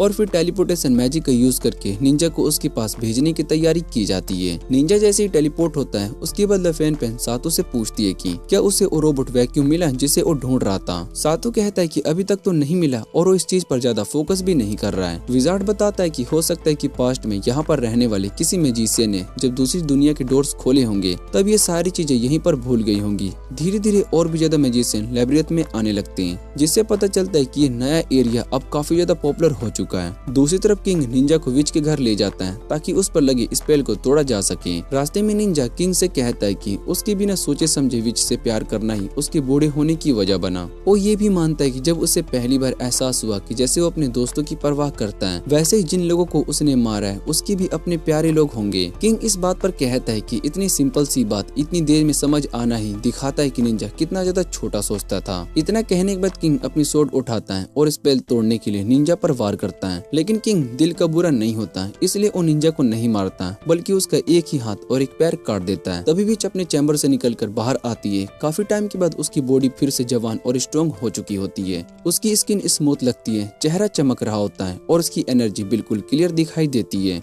वो आसपास देखती है और एक अकेला फिगर नोटिस करती है जो कि शांत खड़ा होता है। वो एक निंजा होता है जिसके पास ना एक हाथ होता है और ना ही एक पैर। ये लॉस उसे ज्यादा परेशान नहीं करता जितना कि उसकी आंखों का वो गहरा नजर जो कि सिर्फ उसी पर टिकी होती है। लेकिन विच ये नहीं जानती कि उसके सामने खड़ा ये जख्मी इंसान उसके लिए कितना दर्द और कितनी बड़ी सेक्रीफाइस सह चुका है। विच को ये बिल्कुल भी पता नहीं होता है कि उस निंजा की जान बचाने के लिए ब्लैक विंग्स वाली फेरी ने अपनी विंग्स को काट चुकी है। और विंग्स फेरी के लिए सबसे कीमती चीज थे, उसकी पूरी पहचान, उसकी असली पावर। लेकिन फिर भी उसने बिना सोचे समझे उन्हें छोड़ दिया सिर्फ उस वफादार निंजा को जिंदा रखने के लिए। काफी लंबी नींद में रहने की वजह से विच अपने पास्ट के कई सालों को भूल चुकी होती है, यहाँ तक कि उन लोगों को भी जो कि कभी उसकी परवाह करते थे। उसमें से एक ये निंजा भी होता है जो कि अभी उसके सामने खड़ा है। विच उसकी तरह बस एक नॉर्मल सी थोड़ी सी डिफरेंट नजर डालती है और बिना परेशान की वहाँ से चल पड़ती है। ये देखकर निंजा के दिल में एक अजीब सा दर्द उठता है। उसे समझ में आ जाता है कि वो अपने बीच के रिश्तों को बिल्कुल भूल चुकी है। बिना कुछ कहे भारी दिल के साथ वो वहाँ से जाने लगता है। लेकिन तभी ब्लैक विंग्स वाली फेरी सामने आ जाती है और गुस्से भरे टोन में उसका मजाक उड़ाकर कहती है कि बिना सच बोले, बिना अपना प्यार कन्फेंस किए तुम पीछे हटने की सोच कैसे सकते हो। इस पर निंजा शांति से जवाब देता है कि उसके प्यार का माना जाना जरूरी नहीं है, वो बस इतना जानकर ही खुश है कि वो जिंदा और सेफ है। फेरी ये सुनकर और ज्यादा गुस्सा हो जाती है और उसे याद दिलाती है कि उसने अपनी विंग्स काट दिए, खुद को कमजोर बना लिया सिर्फ इसलिए ताकि उसका प्यार पूरा हो सके। फेरी निंजा को क्राउड बनाकर भागने नहीं देती, वो उसे चैलेंज करती है कि वो रुक कर हिम्मत दिखाए, विच का सामना करे और एक बार फिर से उसके दिल जीतने की कोशिश करें। तभी निंजा पीछे मुड़ता है और देखता है कि विच के पास दो सैडी लोग आते हुए दिख रहे हैं। पहले तो निंजा सोचता है कि विच अब भी इतनी पावरफुल होगी कि छोटी मोटी प्रॉब्लम्स खुद ही संभाल ले, इसलिए वो इंटरवेन नहीं करता। लेकिन ब्लैक विंग्स फेरी उसे बताती है कि वो विच के अंदर किसी भी तरह की मैजिक फील नहीं कर पा रही है। उसकी लॉन्ग स्लीप के दौरान उसकी सारी पावर खत्म हो चुकी है। ये बात सुनते ही निंजा बिना एक पल गवाए आगे बढ़ जाता है। वो सीधा विच की तरफ भागता है उसे किसी भी हानि से बचाने के लिए। वो तुरंत उन दोनों आदमियों को भगा देता है जो कि उसके पास आने की हिम्मत कर रहे थे। तभी एक बड़ा सा सरप्राइज सामने आता है। वो दोनों लोग कोई नॉर्मल बदमाश नहीं थे, बल्कि निंजा के अपने स्वर्ण ब्रदर्स होते हैं, डीमन, जो कि ब्लैक विंग्स वाली फेरी के साथ यादें आए थे। उसका असली मकसद लड़ना नहीं होता, बल्कि निंजा को उसके डर से बाहर निकालना और उसका प्यार वापस पाने में मदद करना होता है। वो भी चाहते थे कि निंजा और विच अपने दिल की बात समझे और आखिरकार एक साथ आ जाए। आखिर में सब एडवेंचरस लेबनेट के एग्जिट पर एक दूसरे को अलविदा कहते हैं। सब लोग अपने अपनी राहों पर जाने के लिए अलग हो जाते हैं, लेकिन ये प्रॉमिस करते हैं कि जब किस्मत मौका देगी तब हम फिर मिलेंगे। उसके बाद सब साथ मिलकर वापस शहर की तरफ निकल पड़ते हैं। सफर का थकान भी होता है और एक अलग सी अचीवमेंट वाली फीलिंग भी, इसलिए वो पास के एक इन में ही रुकने का डिसाइड करते हैं। वो इनकी एक छोटी सी कोजी जगह होती है जहाँ हवा में गरम गरम खाने की खुशबू होती है। इतनी मुश्किल जर्नी के बाद रिलैक्स करने के लिए ये जगह बिल्कुल परफेक्ट होती है। सब एक बड़ी सी टेबल के पास बैठकर अपनी रिसेंट एडवेंचर शेयर करते हैं, हंसी मजाक करते हैं और इस बात के लिए थैंकफुल भी होते हैं कि इस सफर में उनके बीच एक स्ट्रॉन्ग बॉन्ड बन जाएगा। खाना खाते खाते आखिरकार कोई वो सवाल पूछ ही लेता है जो कि सबके दिमाग में चल रहा होता है। वो जानना चाहते हैं कि उनके बीच मौजूद ये मिस्टीरियस विजार्ड आखिर कैसे सातों को अपनी दुनिया में ले आया। विजार्ड थोड़ा सा सोचकर मानता है कि उसे खुद भी ज्यादा याद नहीं है। उसे बस इतना याद है कि वो एक दिन अपनी डेली प्रैक्टिस की तरह ही मैजिक कर रहा था और अचानक बिना किसी वार्निंग के साथ रेल्सा के रूम में आ गया। विजार्ड कहता है कि ये चीज उसके लिए एक मिस्ट्री है। वो थोड़ी गिल्ट के साथ बताता है कि उसका इरादा बिना पूछे सातू को दुनिया में लाने का बिल्कुल भी नहीं था, लेकिन सातू विजार्ड की होनेस्टी को समझता है और उसके दिल में कोई शिकायत नहीं होती, बल्कि वो कहता है कि उस ट्विस्ट ऑफ फेट के लिए बहुत ही थैंकफुल है, क्योंकि इसी वजह से वो अपनी दुनिया की एक बहुत ही बड़े एक्सीडेंट से बच गया। सब लोग कुछ पल के लिए चुप हो जाते हैं, गहरी सोच में डूब जाते हैं। तब लफेन पेन अपनी बात रखती है जो शायद सबके दिमाग में पहले से ही चल रही होती है। वो सजेस्ट करती है कि अगर विजार्ड की मैजिक इतनी स्ट्रॉन्ग थी कि वो सातू को दुनिया में लेकर आ सकती है, तो शायद से वही मैजिक उसे वापस से उसकी दुनिया में भेजने के काम भी आ सकती है। इस पॉसिबिलिटी से टेबल पर बैठे सब लोगों के इमोशन मिक्स हो जाते हैं। हर कोई सोचने लगता है कि इसका क्या मतलब हो सकता है। रेल्सा के लिए ये बात दिल को छू जाने वाली होती है। बैटल्स और साथ बिताए गए टाइम की वजह से ही वो सातू काफी क्लोज आ चुकी होती है। उसे याद आता है कि वो प्रॉमिस जो कि सातू ने उससे किया था कि वो एंड तक उसके साथ रहेगा और मिलकर काम करेगा। सातू के चले जाने का ख्याल ही रेल्सा के लिए बर्दाश्त से बाहर होता है। वो कहती है कि उसकी लाइफ में सातू सिर्फ एक टीममेट ही नहीं बल्कि एक स्ट्रॉन्ग सपोर्ट बन चुका है। वो ये भी ऐड करती है कि उनकी पार्टी का नाम और रेपुटेशन तभी बनना शुरू हुआ जब से सातू उनके साथ आया है, और अगर वो वापस चला गया तो सब बिल्कुल अकेला महसूस करेंगे। इतना कहकर रेल्सा आंसुओं के साथ इनसे बाहर निकल जाती है। सातू घबराहट में तुरंत उसके पीछे पीछे बाहर जाता है। इधर बाकी लोग भी परेशान हो जाते हैं और सातू और रेल्सा को ढूंढने लगते हैं, क्योंकि अंधेरे में कई मोस्टर छुपने का खतरा भी हुआ रहता है। रेल्सा अपनी स्वॉर्ड भी वहीं पर छोड़कर आ चुकी होती है। दूसरी तरफ सातू, जो कि एक दूसरी दुनिया से आया हुआ शांत सा एडवेंचरर है, अपनी जगह को लेकर काफी उलझा हुआ रहता है, खासकर अपने और रेल्सा के रिश्ते को लेकर। रेल्सा जैसे उसकी बेचैनी महसूस कर लेती है। एक शांत से पल में वो सातू से सीधा पूछ लेती है क्या वो वापस अपनी दुनिया में जाना चाहता है। सातू थोड़ी देर चुप रहने के बाद सच बता देता है कि वो असल में वापस जाना ही नहीं चाहता, क्योंकि वहाँ पर कोई उसका अपना नहीं है, कोई ऐसा जो कि उसे चाहे। जैसे वो अपने दिल की बात खोलना शुरू करता है, तभी अचानक समंदर के अंदर से एक बहुत ही डरावना सेंटीपीड जैसा मोस्टर बाहर आ जाता है। उस मोस्टर का पूरा शरीर मोटा आर्मर से ढका होता है और वो बहुत ही तेज रफ्तार से सीधा रेल्सा की तरफ टपक लेता है। उसकी तेज धार वाली क्लास अटैक के लिए रेडी होते हैं और ये सब इतनी जल्दी होता है कि सातू कुछ पल के लिए जम सा जाता है। वो चाह कर भी कुछ नहीं कर पाता। मोस्टर रेल्सा तक पहुंच जाता है और उसके क्लास उसके आर्मर में घुसा देता है। सातू डर के मारे बस देखता रह जाता है। उसे लगता है कि कहीं रेल्सा को कुछ हो ना जाए, लेकिन अगली पल रेल्सा अपनी अंदर की एक अलग ही पावर को बाहर निकाल लेती है। वो अपने नंगे हाथों से मोस्टर को पकड़कर फाड़ देती है और उसका शरीर सीधा 2 टुकड़ों में बांट देती है। मोस्टर का बेजान शरीर पानी में गिर जाता है और रेल्सा जीत कर खड़ी रहती है, लेकिन जीत के बावजूद वो काफी ज्यादा शकीन होती है। उसकी आंखों और उसके एक्शन से सातू को साफ समझ में आ जाता है कि वो उसकी कितनी ज्यादा वैल्यू करती है। बिना कुछ कहे ही वो सातू को बता रही होती है कि इस दुनिया में वो उसके लिए सबसे ज्यादा इम्पोर्टेंट है। सातू को अब भी झटका लगा हुआ होता है, लेकिन ये जानकर उसे थोड़ी सी तसल्ली मिलती है कि रेल्सा सेफ है। वो उसके पास आता है और ध्यान से उसकी चोटों को चेक करता है। उसे कुछ स्कार्स दिखाई देते हैं तो वो प्यार से छोटा सा बैंडेज लगा देता है और प्रिकॉशन के तौर पर एंटी वेनम पॉइजन पीने के लिए कहता है। अपने शान से तरीके में सातू ये भी दिखा देता है कि वो रेल्सा की इतनी परवाह करता है। वो इशारा करता है कि वो उस इंसान के साथ रहना चाहता है, उसकी सच में जरूरत है। रेल्सा ये सब महसूस करती है लेकिन अपनी फीलिंग को छुपाने की कोशिश करती है। वो अपनी नजर गिराकर मरे हुए मोस्टर की तरफ देखने लगती है, जैसे बात को थोड़ा सा हल्का बनाना चाहती हो। वो टॉपिक को चेंज करने के लिए सातों के मोस्टर के बारे में भटकते नॉलेज पर कमेंट कर देती है ताकि मोमेंट ज्यादा हैवी ना हो जाए, लेकिन उससे पहले ही वो अपनी फीलिंग पर और बात कर पाते हैं। तभी वहाँ पर विजार्ड और लफेन पेन आ जाते हैं। रेल्सा सातों के फ्यूचर को लेकर थोड़ी परेशान होती है और ओल्ड विजार्ड से पूछती है कि क्या वो अपनी मैजिक का यूज करके सातों को उसकी असली दुनिया में वापस भेज सकता है।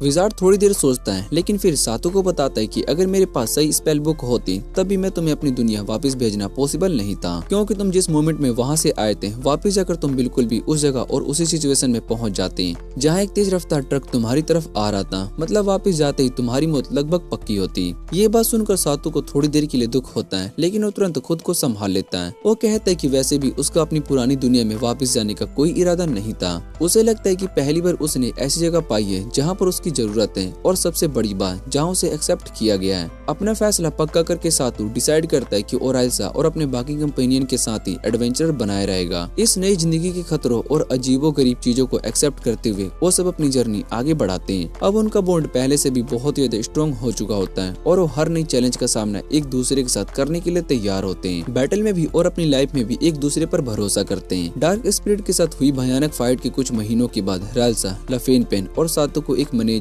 एक शॉकिंग खबर मिलती है। मैनेजर बताता है कि विजार्ड की डेथ हो चुकी है और ये सुनते ही पूरा ग्रुप शोक में आ जाता है, खासकर रेल्सा जिसके अंदर तुरंत घबराहट और अर्जेंसी आ जाती है। रेल्सा हर पॉसिबल तरीका सोचने लगती है जिससे कि विजार्ड को जिंदा किया जा सके। वो मैनेजर से पूछती है क्या उसके पास कोई रिवाइवल पोशन है या फिर हम अपनी बॉडी के किसी पास के टेम्पल लेकर जा सकते हैं रिवाइवल के लिए। लेकिन मैनेजर बिल्कुल ठंडे और बेपरवाह टोन में बात कर देता है। वो बताता है कि किसी बॉडी को ऑफिशियली रिवाइव करना या फिर उसे प्रसर्व करना बहुत ज्यादा पैसा मांगता है और ना उसके पास इतने पैसे हैं और न ही कि कोई और ये खर्चा करना चाहता है। वो ये भी कहता है कि विजार्ड की बॉडी को सिर्फ एक सिंपल शेड में रखा गया था ताकि वो जल्दी से खराब ना हो, लेकिन फिर भी वो पूरी तरीके से सेफ नहीं रह पाई। मैसेंजर बताता है कि एक जंगली कुत्ते ने विजार्ड की बॉडी का एक हिस्सा काट लिया, जिसके बाद उसके पास कोई और पोषण नहीं बचा और इज्जत बचाने के लिए उन्हें विजार्ड को जल्दी से ब्यूरिक करना पड़ा। ये सब सुनने के बाद ग्रुप का मन और भी ज्यादा भारी पड़ जाता है। बाद में सब लोग विजार्ड की ग्रेव पर आ जाते हैं उसे आखिरी अलविदा कहने के लिए। वहाँ खड़े हर एक के चेहरे पर रिग्रेट और गहरा दुख दिखाई दे रहा होता है। लफेन पेन जो कि मैजिक और उसकी लिमिटेशन के बारे में कुछ अच्छी नॉलेज रखती है बताती है कि रिवाइवल मैजिक तब काम नहीं करता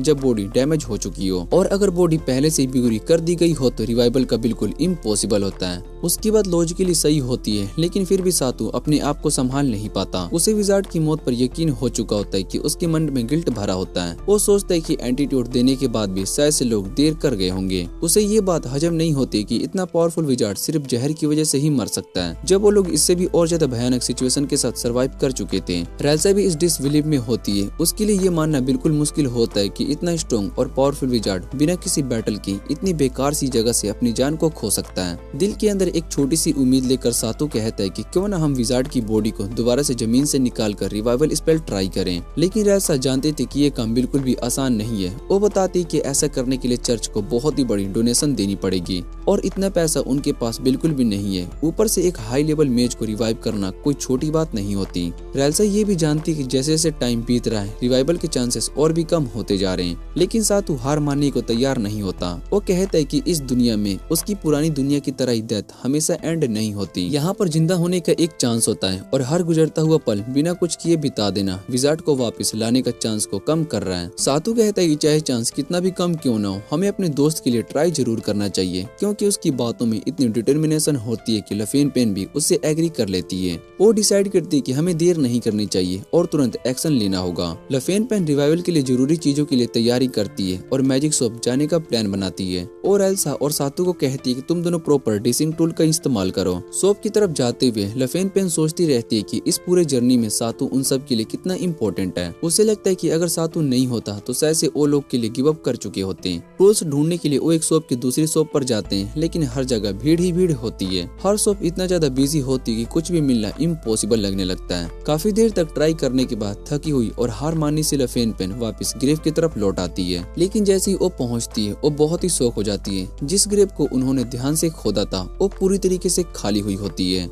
मिट्टी इधर उधर बिखरी होती है और विजार्ड की बॉडी वहाँ से गायब होती है। तभी वहाँ पर सातू और एल्सा भी आ जाते हैं। वो दोनों भी खुली हुई ग्रेव को देखकर बहुत ही हैरान हो जाते हैं। अभी वो लोग कुछ समझ ही पा रहे होते हैं कि तभी उनकी नजर दूर खड़े एक अजीब से फिगर पर पड़ती है। दूर एक आदमी खड़ा होता है जिसके बदन पर फटी हुई काली कैप होती है और सर पर एक लंबी नोकीली विजार्ड हैट होती है। पहली नजर में वो बिल्कुल विजार्ड जैसा लगता है, लेकिन उसके अंदर कुछ ऐसा होता है जो बिल्कुल गलत फील करवाता है। वो अकेला खड़ा आसमान की तरफ बेकार और बिना कंट्रोल के फायर अटैक को छोड़ रहा होता है। रेल्सा और सातू बस उसे देखते ही रह जाते हैं, समझ नहीं पाते कि वो ये क्या देख रहे हैं। धीरे धीरे उन्हें एहसास होता है कि ये कोई नॉर्मल इंसान नहीं है। वो फिगर एक स्केलेटन जैसा दिखता है जिनकी खाली आंखों के अंदर एक अजीब से डरावनी रोशनी चमक रही होती है। एक पल के लिए रेल्सा और सातू के मन में ये ख्याल आता है कि कहीं ये वही विजार्ड तो नहीं है जो किसी ट्विस्टेड और गलत फॉर्म में वापस आ गया हो। लेकिन जैसे ही वो ध्यान से उस फिगर को देखते हैं उन्हें समझ में आ जाता है कि वो उन्हें बिल्कुल भी पहचान नहीं पा रहा है। वो बस बिना किसी कंट्रोल के इधर उधर फायर अटैक को छोड़ रहा होता है। ये देखकर एल्सा और सातू को समझ में आ जाता है कि वो लोग रियल डेंजर में हैं। दोनों तुरंत एक बड़े से पत्थर के पीछे छुप जाते हैं और अपनी बॉडी को उससे छिपा लेते हैं ताकि आग के अटैक से बच सके। राजा का दिमाग तेजी से चल रहा होता है। वो समझ जाती है कि अगर वो सिर्फ चुपचाप बैठे रहे तो ये स्केलेटन कभी भी उन्हें डायरेक्टली अटैक कर सकता है और तब उनके पास भागने का कोई रास्ता नहीं बचेगा। दिल से राजा को लगता है कि अब उनके पास और कोई ऑप्शन नहीं बचा, चाहे जितना भी खतरनाक हो इस थ्रेट का सामना करना ही पड़ेगा। अपना करेज जमा करके वो एक्शन लेने का फैसला करती है। वो खुलकर मैदान में स्केलेटन की तरफ दौड़ पड़ती है और सातू भी बिल्कुल उसके पीछे आ रहा होता है। दोनों बस ये सोच रहे होते हैं कि ये भयानक नाइटमेयर किसी तरह का खत्म हो जाए। जैसी रेल्सा पास पहुंचती है वो अपनी सोर्ड को ऊपर उठाकर पूरी ताकत से स्केलेटन पर वार करती है। सोर्ड लगती है लेकिन उस पर रेल्सा का दिल हिल जाता है क्योंकि उसका अटैक लगभग बेकार होता है। स्केलेटन का सिर्फ हल्का सा हिट होता है लेकिन वो टूटता तक नहीं। तब रेल्सा को समझ में आ जाता है कि उसकी नॉर्मल सोर्ड इस एनिमी के अगेंस्ट बिल्कुल काम नहीं करेगी। इस स्केलेटन को सिर्फ मैजिकल वेपन से नुकसान पहुंचा सकते हैं। ये सोचकर वो पैनिक करने लगती है और लगातार उसके अटैक से बचते हुए कोई दूसरा तरीका सोचने की कोशिश करती है। रायल्सा को स्ट्रगल करता देख सातू के दिमाग में एक आइडिया आता है। वो उसकी तरफ दौड़ता है हाथ में होली वाटर की बोतल लेकर। वो सोचता है कि अगर रायल्सा अपनी सोर्ड पर ये होली वाटर डाल दे तो शायद से उसकी वेपन मैजिकल बन जाए और स्केलेटन को हरा सके। लेकिन जैसे ही सातू बोतल उसके हाथ में देने वाला होता है तभी स्केलेटन उनकी तरफ घूमता है और एक जोरदार फायर ब्लास्ट छोड़ देता है। वो ब्लास्ट सीधा बोतल पर लगता है और बोतल तुरंत टूट जाती है। होली वाटर रेत में बिखर जाता है। इस पर रेल्सा और सातू दोनों के दिल में डर की एक तेज लहर दौड़ जाती है। उन्हें लगता है कि उनकी आखिरी उम्मीद भी अब खत्म हो चुकी है और ऊपर से स्केलेटन अब एक और ज्यादा पावरफुल अटैक प्रिपेयर कर रहा होता है जो कि सीधा रेल्सा की तरफ होने वाला होता है। तभी बिल्कुल उस वक्त जब सब कुछ खत्म हो रहा होता है अचानक एक जबरदस्त फोर्स स्केलेटन पर एक अलग ही डायरेक्शन सा लगती है। वो हिट इतना ज्यादा पावरफुल होता है कि स्केलेटन का सर पूरी तरीके से अलग हो जाता है और घूमता हुआ रेत पर दूर जाकर गिरता है। रेल्सा और सातू शौक में पलट कर देखते हैं कि आखिर ये किसने किया। दूर से एक शैडोई फिगर उनकी तरफ आता हुआ दिखाई देता है। वो फिगर कुछ हद तक उनके विजार्ड जैसा लगता है लेकिन फिर भी उनमें से कुछ अलग कुछ अजीब सा होता है। शैडो कुछ अजीब सी बातें बड़बड़ाने लगता है और उसकी आवाज सुनते ही रेल्सा का दिल जोर से धड़क उठता है। ये आवाज बिल्कुल पहचानी हुई लगती है। ये उनकी विजार्ड की आवाज होती है। इस पल उनके मन में एक साथ रिलीफ और कंफ्यूजन दोनों आ जाते हैं। सातू को भी थोड़ी सी तसल्ली मिलती है कि कम से कम उनका दोस्त किसी न किसी फॉर्म में जिंदा तो है। लेकिन जैसे ही वो पास जाते हैं उन्हें दिखाई देता है कि विजार्ड की कंडीशन बिल्कुल नॉर्मल नहीं है। उसका पूरा शरीर हड्डियों जैसा होता है, चेहरा बिल्कुल सूखा हुआ और आंखें काली जैसे किसी गहरी नींद या स्ट्रेस में हो। रेल्सा जब उससे पूछती कि आखिर क्या हुआ था तो विजार्ड खुद ही कंफ्यूज होता है। वो तो बस इतना याद कर पाता है कि वो तो जमीन पर लेटा हुआ था और उसके बाद उसकी होश चली गई। तभी एक और अजीब सी चीज होने लगती है। विजार्ड का स्केलेटन जैसा शरीर धीरे धीरे बदलने लगता है। थोड़ी थोड़ी करके उसकी बॉडी पर फ्लैश और स्किन वापस आने लगती है। उसका खाली चेहरा फिर से पहचानी हुई शेप में आने लगता है। पेच पेच में स्किन और दाढ़ी वापस तो आती है और कुछ ही देर में वो बिल्कुल उसी विजार्ड जैसा खड़ा होता है जैसे वो लोग जानते थे। रेल्सा को उसे जिंदा देखकर राहत मिलती है लेकिन साथ ही उसे प्रोसेस को देखकर उसे थोड़ा सा अजीब और घिन सा महसूस भी होता है। फिर भी विजार्ड को अपने साथ देखकर दोनों को तसल्ली मिलती कि अब वो फिर से मिलकर आने वाले खतरों का सामना कर सकते हैं। बाद में इनमें विजार्ड उन्हें बताता है कि उससे पहले एक रेस्क्यू रिएक्शन कॉन्ट्रैक्ट साइन कर रहा था। इस कॉन्ट्रैक्ट की वजह से अगर उसकी मौत हो भी जाए तो वो एक दिन के बाद फिर से जिंदा हो जाता है। ये एक हाई लेवल मैजिक होती है जो सिर्फ एक ही बार काम करती है। ये सुनते ही सातू खुशी से बोल पड़ता है कि उसे बहुत ही अच्छा लग रहा है कि विजार्ड वापस आ गया। लेकिन तभी अचानक विजार्ड का चेहरा फिर से स्केलेटन में बदल जाता है और वो फिर से कुछ ही पल में नॉर्मल हो जाता है। इससे पता चलता है कि रिवाइवल स्पेल बार बार ग्लिच कर रही है और विजार्ड दोबारा स्केलेटन में बदल रहा होता है। लफेन पेन बताते हैं कि विजार्ड की बॉडी का एक हिस्सा मिसिंग है और इसी वजह से रिवाइवल मैजिक पूरी तरीके से काम नहीं कर पा रही है और अब इस प्रॉब्लम का कोई भी सिंपल सोल्यूशन नहीं है। ये बात चल रही होती है कि तभी इनके अंदर एक ड्वार्फ आता है जो कि विजार्ड को बहुत ही पसंद करता है और डिक्लेयर करता है कि वो विजार्ड की मदद करेगा। ड्वार्फ उन्हें मैजिक की एक बहुत बड़ी इंसाइक्लोपीडिया दिखाता है जिसका नाम होता है मिकीपीडिया, जिसमें हर तरह के मैजिक लिखे होते हैं। बुक के हिसाब से अगर रिवाइवल मैजिक सिर्फ इसलिए फेल हो रही है क्योंकि बॉडी का कोई पार्ट मिसिंग है तो उस मिसिंग पार्ट को वापस लाना जरूरी होता है, चाहे वो फ्लैश किसी ने खा भी क्यों न लियो। उसकी मैजिकल एनर्जी उस इंसान या जानवर के अंदर रहती है जिसने कि उसे कंज्यूम किया हो।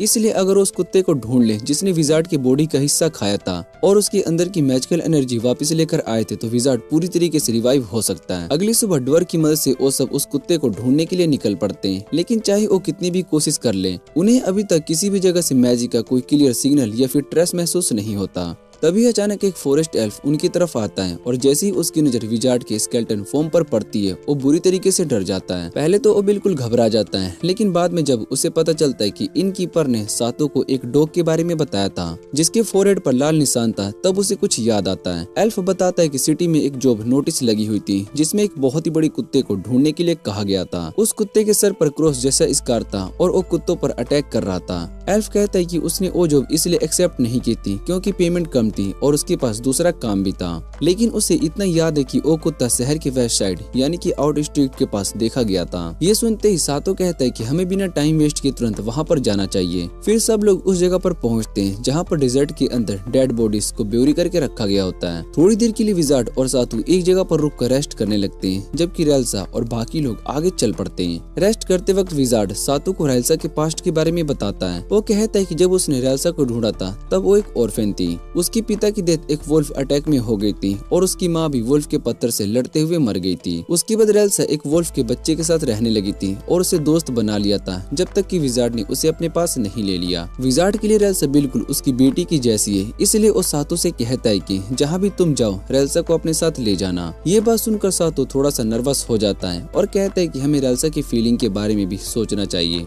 विजार्ड हल्का सा मुस्कुरा कर कहता है कि रेल्सा पहले से ही सातू को बहुत ही पसंद करती है। वो ये भी कहता है कि अगर किसी एक इंसान पर वो अपनी बेटी को ट्रस्ट कर सकता है तो वो सिर्फ सातू है, लेकिन साथ ही वो ये भी कहता है कि अगर सातू रेडी नहीं है तो वो उस पर कोई भी प्रेशर नहीं डालेगा। सातू थोड़ी देर चुप रहता है और फिर कहता है कि उसे नहीं पता कि वो खुद रेल्सा के लिए सही है या फिर नहीं, लेकिन वो अपनी तरफ से पूरी कोशिश करेगा। आखिर में वो विजार्ड से पूछते क्या वो रेल्सा का ख्याल रख सकता है। ये सुनते ही विजार्ड सातू को गले लगा लेता है और इमोशनल होते हुए रोने लगता है।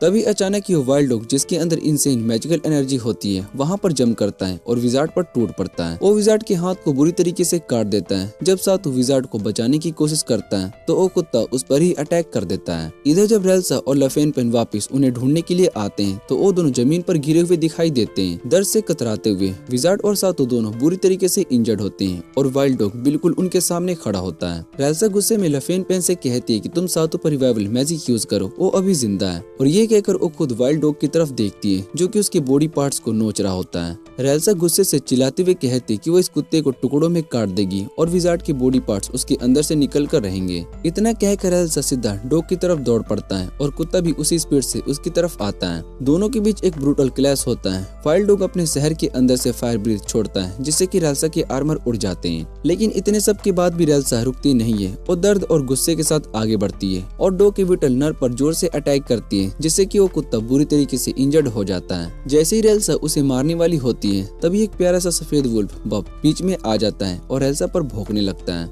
रेल्सा तुरंत समझ जाती है कि सफेद वुल्फ पप उसी वाइल्ड डॉग का बच्चा है। जैसे ही पप की आवाज सुनाई देती है वो घायल वुल्फ मुश्किल से खड़ा होता है और लड़खड़ाते हुए रेल्सा की तरफ बढ़ता है और रेल्सा से कहता है कि अगर उसे मारना ही है तो मार दो, लेकिन उसके बेटे की जान बख्श दो। रेल्सा गुस्से भरी नजरों से वुल्फ को देखती है, लेकिन तभी सातू उसका ध्यान अपनी तरफ करता है और कहता है कि विजार्ड सांस भी नहीं ले रहा है। ये सुनते ही रेल्सा का दिल जोर से धड़क उठता है। वो तुरंत डिसाइड करती है कि वो पप को जिंदा छोड़ देगी, लेकिन विजार्ड को बचाने के लिए वुल्फ के हाथ पैर काट कर उसके अंदर की मैजिक एनर्जी निकाल लेगी। जैसे ही रेल्सा अपनी सोर्ड को उठाती है तभी अचानक दो काले टेंटिकल आकर वुल्फ के शरीर को चीर देते हैं। लफेन पेन जोर से चिल्लाती है और बताती है है कि एक ग्रेट डीमन है। डीमन वुल्फ के शरीर के साथ धीरे धीरे गायब होने लगता है, लेकिन सातु तुरंत अपनी टूल बेड से एक एंकर निकालता है और उस वुल्फ के शरीर के अराउंड लपेट देता है। वो पूरी ताकत से खींचकर कहता है कि जब तक विजार्ड रिवाइव नहीं होता वो वुल्फ को जाने नहीं देगा। इसी बीच लेफेन पेन जल्दी से अपनी मैजिक का यूज करके रेल्सा की सोर्ड को इन्फ्यूज कर देती है। रेल्सा डीमन किंग से कहती है कि वुल्फ को छोड़ दो, लेकिन डीमन मना कर देता है। वो बताता है कि वो अपने मरे हुए भाई का बदला लेना चाहता है। डीमन कहता है कि ये वुल्फ तो कब का मर जाना चाहिए था, लेकिन इसने इतनी ज्यादा मैजिकल एनर्जी खा ली कि जिंदा रह गया। इसी वजह से उसके मास्टर ने उसे ऑर्डर दिया कि वो वुल्फ को वापस लेकर आए। डीमन फिर 7 लाइटनिंग कर्स का चैंट शुरू कर देता है। रेल्सा बिना सोचे समझे डीमन की तरफ दौड़ पड़ती है ताकि चैंट को कंप्लीट होने से पहले ही वुल्फ को बचा सके, लेकिन कर्स एक्टिवेट हो जाता है। इसी वक्त लोसर एक गोल्डन बैरियर क्रिएट करता है और रेल्सा को बचा लेता है। रेल्सा इस मौके का फायदा उठाती है और अपनी सोर्ड से डीमन किंग पर जोर से वार करती है, लेकिन तभी डीमन का मास्टर खुद सरफेस पर आ जाता है और फायर एनर्जी से अटैक करता है। लेफेन पेन रेल्सा को बचाते हुए खुद गिर जाती है और बेहोश हो जाती है। अब डीमन किंग अपने पूरे फॉर्म से बाहर आ चुका होता है। रेल्सा समझ जाती है कि ये अब तक का सबसे स्ट्रॉन्ग एनिमी है जिसका उसने सामना किया है। वो सातु से कहती कि लेफेन पेन को लेकर भाग जाओ वरना वो उसे स्लो कर देगी। वो कहती कि विजार्ड और वुल्फ को यहीं पर छोड़ दो, वो खुद उन्हें वापस ले आएगी। सातु लेफेन पेन को उठाकर भागने लगता है और पप को भी लेकर जाने की कोशिश करता है, लेकिन पप अपने पिता को छोड़कर जाने के लिए तैयार नहीं होता। सातु का दिमाग घूमने लगता है और अपने सभी दोस्तों को कैसे बचाए। इधर रेल्सा डीमन किंग के साथ एक ब्रूटल फाइट में फंसी होती है। डीमन किंग अपने टेंटिकल से रेल्सा को पकड़ लेता है और वो कहता है कि वो एक खूबसूरत स्टफ एंड स्पाइसमैन बनेगी। वो अपने टेंटिकल से रेल्सा की गर्दन को छेद कर देता है, लेकिन तभी सातु वापस भागता हुआ आता है और अपने वायर कटर से डीमन किंग के टेंटिकल्स को काट देता है। रेल्सा इस मौके का यूज करके डीमन किंग को पीछे से 2 टुकड़ों में काट देती है, लेकिन जैसे ही वो डीमन के कोर तक पहुंचती है एक आइस कर्स एक्टिवेट हो जाता है। इस बार सातु बीच में कूद जाता है और पूरा कर्स अपने ऊपर ले लेता है। वो तुरंत बर्फ में जम जाता है। रेल्सा बिना रुके डीमन किंग से लड़ती रहती है, क्योंकि अब उसका एक ही गोल होता है, सातु को किसी हाल में भी मरने से बचाना। सातु विजार्ड की बॉडी को वुल्फ के बिल्कुल पास रख देता है और तब उससे बूढ़े विजार्ड को अपनी बॉडी के पास एक स्ट्रॉन्ग मैजिकल एनर्जी फील होती है। उसकी सोल एक अलग ही रिले में पहुंच जाती है, जहां पर वो देखते है कि मरा हुआ डॉग उससे कह रहा होता है कि अगर उसके पप का ध्यान रखे तो अपनी मैजिकल पावर विजार्ड को दे देगा। विजार्ड बिना सोचे समझे इस डील के लिए हाँ कह देता है। दूसरी तरफ रेल्सा बहुत ही बुरी तरीके से इंजर्ड होती है। उसकी बॉडी से लगातार खून बह रहा होता है। तभी अचानक डीमन का सर कट जाता है और सेज का आइस भी टूट जाता है, जिसके बाद रेल्सा की बाहों में गिर जाता है। दोनों समझ जाते हैं कि ये सब 6 मैजिक विंड किलिंग सोर्ड की पावर की वजह से हुआ है। जब वो उस डायरेक्शन में देखते हैं तो उन्हें विजार्ड दिखाई देता है, जो कि पूरी स्ट्रेंथ और मैजिकल पावर के साथ वापस आ चुका होता है। विजार्ड अपनी 8 पॉइंट फायर सोर्ड से डीमन पर अटैक करता है, जो कि सीधा डीमन की बॉडी को चीर देती है और डीमन किंग वहीं पर मारा जाता है। उसके बाद विजार्ड सातु, लेफेन पेन और रेल्सा के पास आता है, जो उसे जिंदा देखकर बहुत ही खुशी के आंसू रोने लगते हैं। तब सब नोटिस करते हैं कि विजार्ड के कान और टेल आ चुकी है। विजार्ड बताता है कि डॉग ने अपनी मैजिकल पावर उसे दे दी है, लेकिन बदले में उसके पप का ख्याल रखना होगा। विजार्ड ये भी कहता है कि वो चाहता है कि डॉग की पावर का हिस्सा वापस करके उसे रिवाइव कर दे, ताकि पप अपने पेरेंट के साथ रह सके। लेकिन तभी एक बहुत ही तेज हवा का झोंका आता है, जो कि विजार्ड को पीछे धकेल देता है। सब लोग शोक में देखते ही रह जाते हैं जब डीमन किंग दोबारा से उठ खड़ा होता है, लेकिन विजार्ड को जरा सा भी चोट नहीं लगती। विजार्ड अपनी सारी एनर्जी इकट्ठा करता है और देखते ही देखते एक हैंडसम यंग मैन में बदल जाता है। वो डिक्लेयर करता है कि उसने अपनी यूथ वापस पा ली है। उसके बाद वो टेलीपोर्टेशन मैजिक का यूज करके एक बड़ा सा गुलेम समन करता है और उसे मिलाकर एक मैसिव रॉक मोस्टर बना देता है। लेकिन बैटल के बीच में डीमन किंग अपनी अनस्टॉपेबल पावर से उसे रॉक गुलेम को तोड़ देता है। डीमन किंग की आंखें सीधा विजार्ड पर टिक जाती है, जैसे उसे खत्म कर देना चाहता हो, लेकिन विजार्ड बिना डरे सीधा उसके फेस पर एक पावरफुल पंच मारता है। मौका देखकर वो टूटे हुए पत्थरों को इकट्ठा होने का कमांड देता है और डीमन किंग को उनके बीच क्रश करने की कोशिश करता है। अपनी मैजिक से वो हर एक स्टोन को डीमन किंग के बॉडी से चिपका देता है, जैसे कोई स्ट्रॉन्ग मैग्नेट होल टुकड़ों से खींच लेता है। फिर भी विजार्ड जानता होता है कि ये सिर्फ कुछ ही पल का खरीदा हुआ टाइम है, ताकि वो अपने साथियों को बचा सके। इसलिए वो जल्दी से सबके अराउंड एक बड़ा सा बैरियर बना देता है, ताकि डीमन किंग के अटैक से वो सेफ रह सके। अब इस बैटल को खत्म करने के लिए विजार्ड अपना अल्टीमेट वेपन समन करना शुरू कर देता है। वो लेजेंडरी 8 पॉइंटेड फ्लेम सोर्ड, जिसमें फ्लेम सोर्ड वॉर कहा जाता है, उसे बुलाता है। पूरा एटमॉस्फेयर पावर से भर जाता है और हवा में आग जलने लगती है। उसके ऊपर 8 ब्लेजिंग फ्लेम पॉइंट बनने लगते हैं। लेकिन जैसे ही विक्ट्री का मोमेंट पास आता है, अचानक विजार्ड का दिमाग बिल्कुल ब्लैंक हो जाता है। विजार्ड अपना वो एशियन चैंट भूल चुका होता है, जिससे कि वेपन की पूरी पावर रिलीज होती है। इसी छोटी सी गलती की वजह से वो थोड़ा सा वनरेबल हो जाता है।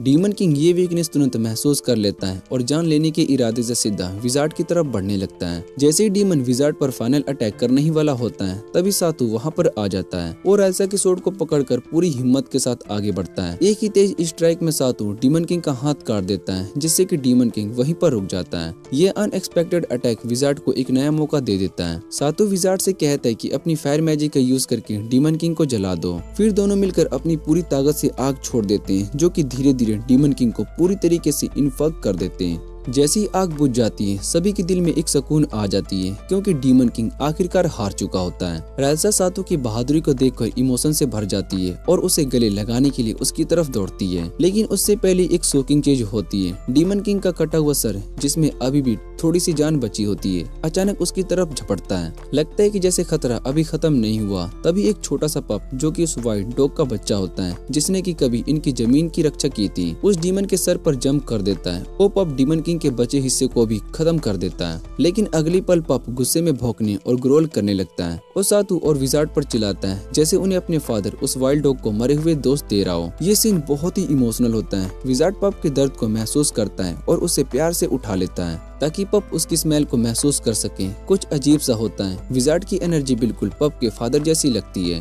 और वही फेमिलियर स्मॉल पप को शांत कर देती है। पप धीरे धीरे काम हो जाता है और इसी मोमेंट में विजार्ड एक बहुत ही बड़ा डिसीजन लेता है। वो अपनी लाइफ एनर्जी का हिस्सा उस मरी हुए वाइल्ड डॉग की बॉडी में ट्रांसफर कर देता है। उसके साथ ही मना करते रह जाते हैं, लेकिन धीरे धीरे वाइल्ड डॉग में मूवमेंट होती है और वो जिंदा हो जाता है। जब वो आंखें खोलता है तो अपने पप को अपने पास रोता हुआ देखता है। फादर और पप का मिलना सबकी आंखों को नम कर देता है, लेकिन विजार्ड की सेल्फलेस चॉइस उसकी बॉडी पर भारी पड़ती है। उसकी सारी स्ट्रेंथ खत्म हो जाती है और वो वहीं पर गिर जाता है। रेल्सा घबरा जाती है और वो विजार्ड को अपनी बाहों में उठा लेती है, ये डिसाइड करते हुए कि उसे घर ले जाकर उसकी केयर करेगी। इनके पास पहुंचने के बाद सातू अचानक नींद से जागता है और देखते है कि रेल्सा शांत बैठी हुई उसे देख रही है। वो बताती है कि जैसे ही वो लोग वापस आए थे सातू गहरी नींद में चला गया था। सातू नोटिस करता है कि रेल्सा के चेहरे पर एक अलग सी सॉफ्टनेस है, एक छोटी सी पर सच्ची कॉर्नर जो उसे बहुत ही कम दिखती है। दोनों थोड़ी देर तक इसी शांति मोमेंट को शेयर करते रहते हैं और फिर बाहर जाकर सभी लोगों से मिलते हैं। बाहर जाते ही वो देखने की विजार्ड बिल्कुल ठीक हो चुका है। एक रात की अच्छी नींद के बाद उसकी सारी थकान उठ जाती है, लेकिन साथ ही उसकी शरारती आदत भी वापस आ जाती है और वो इनके गेस्ट और स्टाफ को परेशान कर रहा होता है, जिसे देखकर सब लोग बहुत ही हैरान हो जाते हैं। थोड़ी देर के बाद रेल्सा और सातू लैबिरिन्थ के टॉप पर जाते हैं, जहाँ से नीचे के टेढ़े मेढ़े रास्ते साफ दिखाई दे रहे होते हैं। वहाँ का माहौल काफी शांत होता है। रेल्सा चुपचाप खड़ी होती है, उसकी आंखें दूर देखती हुई लगती है जैसे वो किसी गहरे सोच में हो। फिर वो सातू के साथ एक पर्सनल बात शेयर करती है। वो बताती है कि जब सातू आराम कर रहा था तब उसने रास्ते में मिले एक स्ट्रे डॉग से बातें की थी। रेल्सा जैसे इंसान के लिए ये बात काफी ज्यादा अनयूजुअल होती है क्योंकि वो आमतौर पर अपनी फीलिंग किसी को नहीं दिखाती, लेकिन वो एक्सप्लेन करती कि उस डॉग ने उसे एक वुल्फ पप याद दिला दिया था जिससे कि वो कभी मिली थी। अपनी जिंदगी के शुरू के दिनों में रेल्सा ने 3 सर्दी के मौसम उस वुल्फ पप के साथ गुजारे थे। दोनों ने मिलकर मुश्किल वक्त का सामना किया था और जिंदा रहना सीखा था। रेल्सा कहती कि शायद से वही एक्सपीरियंस उसे थोड़ा सा रफ बना देगा, बाकी लोगों की तरह सॉफ्ट या रिफाइंड नहीं। वो मानता है कि सिर्फ वही लोग उसे समझ सकते हैं जिन्होंने खुद हार्डशिप देखी हो। उसके दिल में ये बातें होती है कि वो सिर्फ वही लोगों के साथ रहना चाहती है जो कि उसे बिल्कुल वैसे ही एक्सेप्ट करें जैसे कि वो है। ये सब सुनकर सातू को एहसास होता है कि रेल्सा उसके लिए कितनी इम्पोर्टेंट है। बिना ज्यादा सोचे वो बोल देता है कि इस दुनिया में उससे ज्यादा रेल्सा की जरूरत है। ये वर्ड्स उसके मुंह से निकल जाते हैं उससे पहले कि वो खुद को रोक पाता। दोनों के बीच एक गहरी सी खामोशी छा जाती है और उस कन्फेशन का वेट हवा में महसूस होने लगता है। तभी अचानक ड्वार्फ भागते हुए उनके पास आता है और उसकी आवाज उस खामोशी को तोड़ देती है। भागते हुए वो बताता है कि विजार्ड इन चाबियों को खो चुका है और किसी नई मुसीबत में फंस गया है। वो तुरंत सातू की मदद मांगता है और लोग के लिए उसे खींच कर ले जाता है, रेल्सा को अकेला छोड़कर। बाद में जब सारा हंगामा शांत हो जाता है सातू एक शांत रूप में विजार्ड के साथ होता है। वो अपने साथ शहद की एक छोटी सी बोतल लाता है और विजार्ड को ऑफर करता है। विजार्ड थोड़ा सा सरप्राइज होता है और एक रेयर मोमेंट में वो इस छोटे से गेस्टर से खुश हो जाता है। ये सिंपल सा गिफ्ट थोड़ी देर के लिए विजार्ड की शरारतों को रोक देता है और उसका मूड हल्का सा सॉफ्ट हो जाता है। कुछ टाइम के बाद सातू दोबारा से रेल्सा को ढूंढता है और इस बार एक स्पेशल गिफ्ट के साथ। वो एक शार्प और स्टडी वेपन होती है जो कि उसने खासकर रेल्सा के लिए खुद बनाया होता है। जब रेल्सा उस वेपन को ध्यान से देखती है तो उसके कंधे पर लगा एक छोटा सा हेयर पिन नजर आता है। तुरंत वो समझ जाती है कि सातू का तरीका है उसे सिर्फ एक वेपन नहीं बल्कि अपनी तरफ से कुछ पर्सनल देने का। रेल्सा हल्की सी मुस्कान के साथ उस हेयर पिन को वेपन से निकालकर अपने बालों में लगा लेती है। ये बिना कुछ कहे सातू के गेस्टर को एक्सेप्ट करने का उसका तरीका होता है। उसके बाद उनका अगला सफर उन्हें एक मैजिकल बीस्ट के सामने ले आता है। ये एक मैंटिकोर होता है जो कि दिखने में काफी हद तक विजार्ड जैसा लगता है, जिसे देखकर थोड़ा सा फनी सा मोमेंट आता है। रेल्सा बिना टाइम वेस्ट की पूरी डिटर्मिनेशन के साथ एक ही पावरफुल अटैक में उसे मैंटिकोर को मार देती है। उसकी मूवमेंट्स में एक नई एनर्जी दिख रही होती है, जैसे उसकी स्पिरिट फिर से रिवाइव हो गई हो। उसके अंदर एक अलग सा कॉन्फिडेंस होता है जो कि सातू के साथ बने हुए अनस्पोकन बॉन्ड में आता है। बाद में सातू लफेन पेन के लिए एक छोटा सा बात प्रिपेयर करता है। लफेन पेन इस बात से बहुत ही खुश होती है क्योंकि उसे रिलैक्स करना और थोड़ा इंजॉय करने का मौका मिलता है। थकान की वजह से बाद में दोनों ही सो जाते हैं। अगले दिन जब उनकी नींद खुलती है तो लफेन पेन अब छोटी सी फेरी नहीं होती, बल्कि उसका साइज एक नॉर्मल इंसान जितना बड़ा हो चुका होता है। थोड़ी देर के बाद दोनों साथ में वॉक करने के लिए जाते हैं, जहाँ पर लफेन पेन खुशी से उछलती रहती है क्योंकि वो अपने नॉर्मल साइज में वापस आ चुकी होती है। इससे ये क्लियर हो जाता है कि उसका कर्ज टूट चुका है। तभी सातू उसे एक खूबसूरत सी रोब देता है। पहले तो लफेन पेन मना कर देती है क्योंकि उसके पास सातू को देने के लिए गोल्ड कॉइन नहीं थे,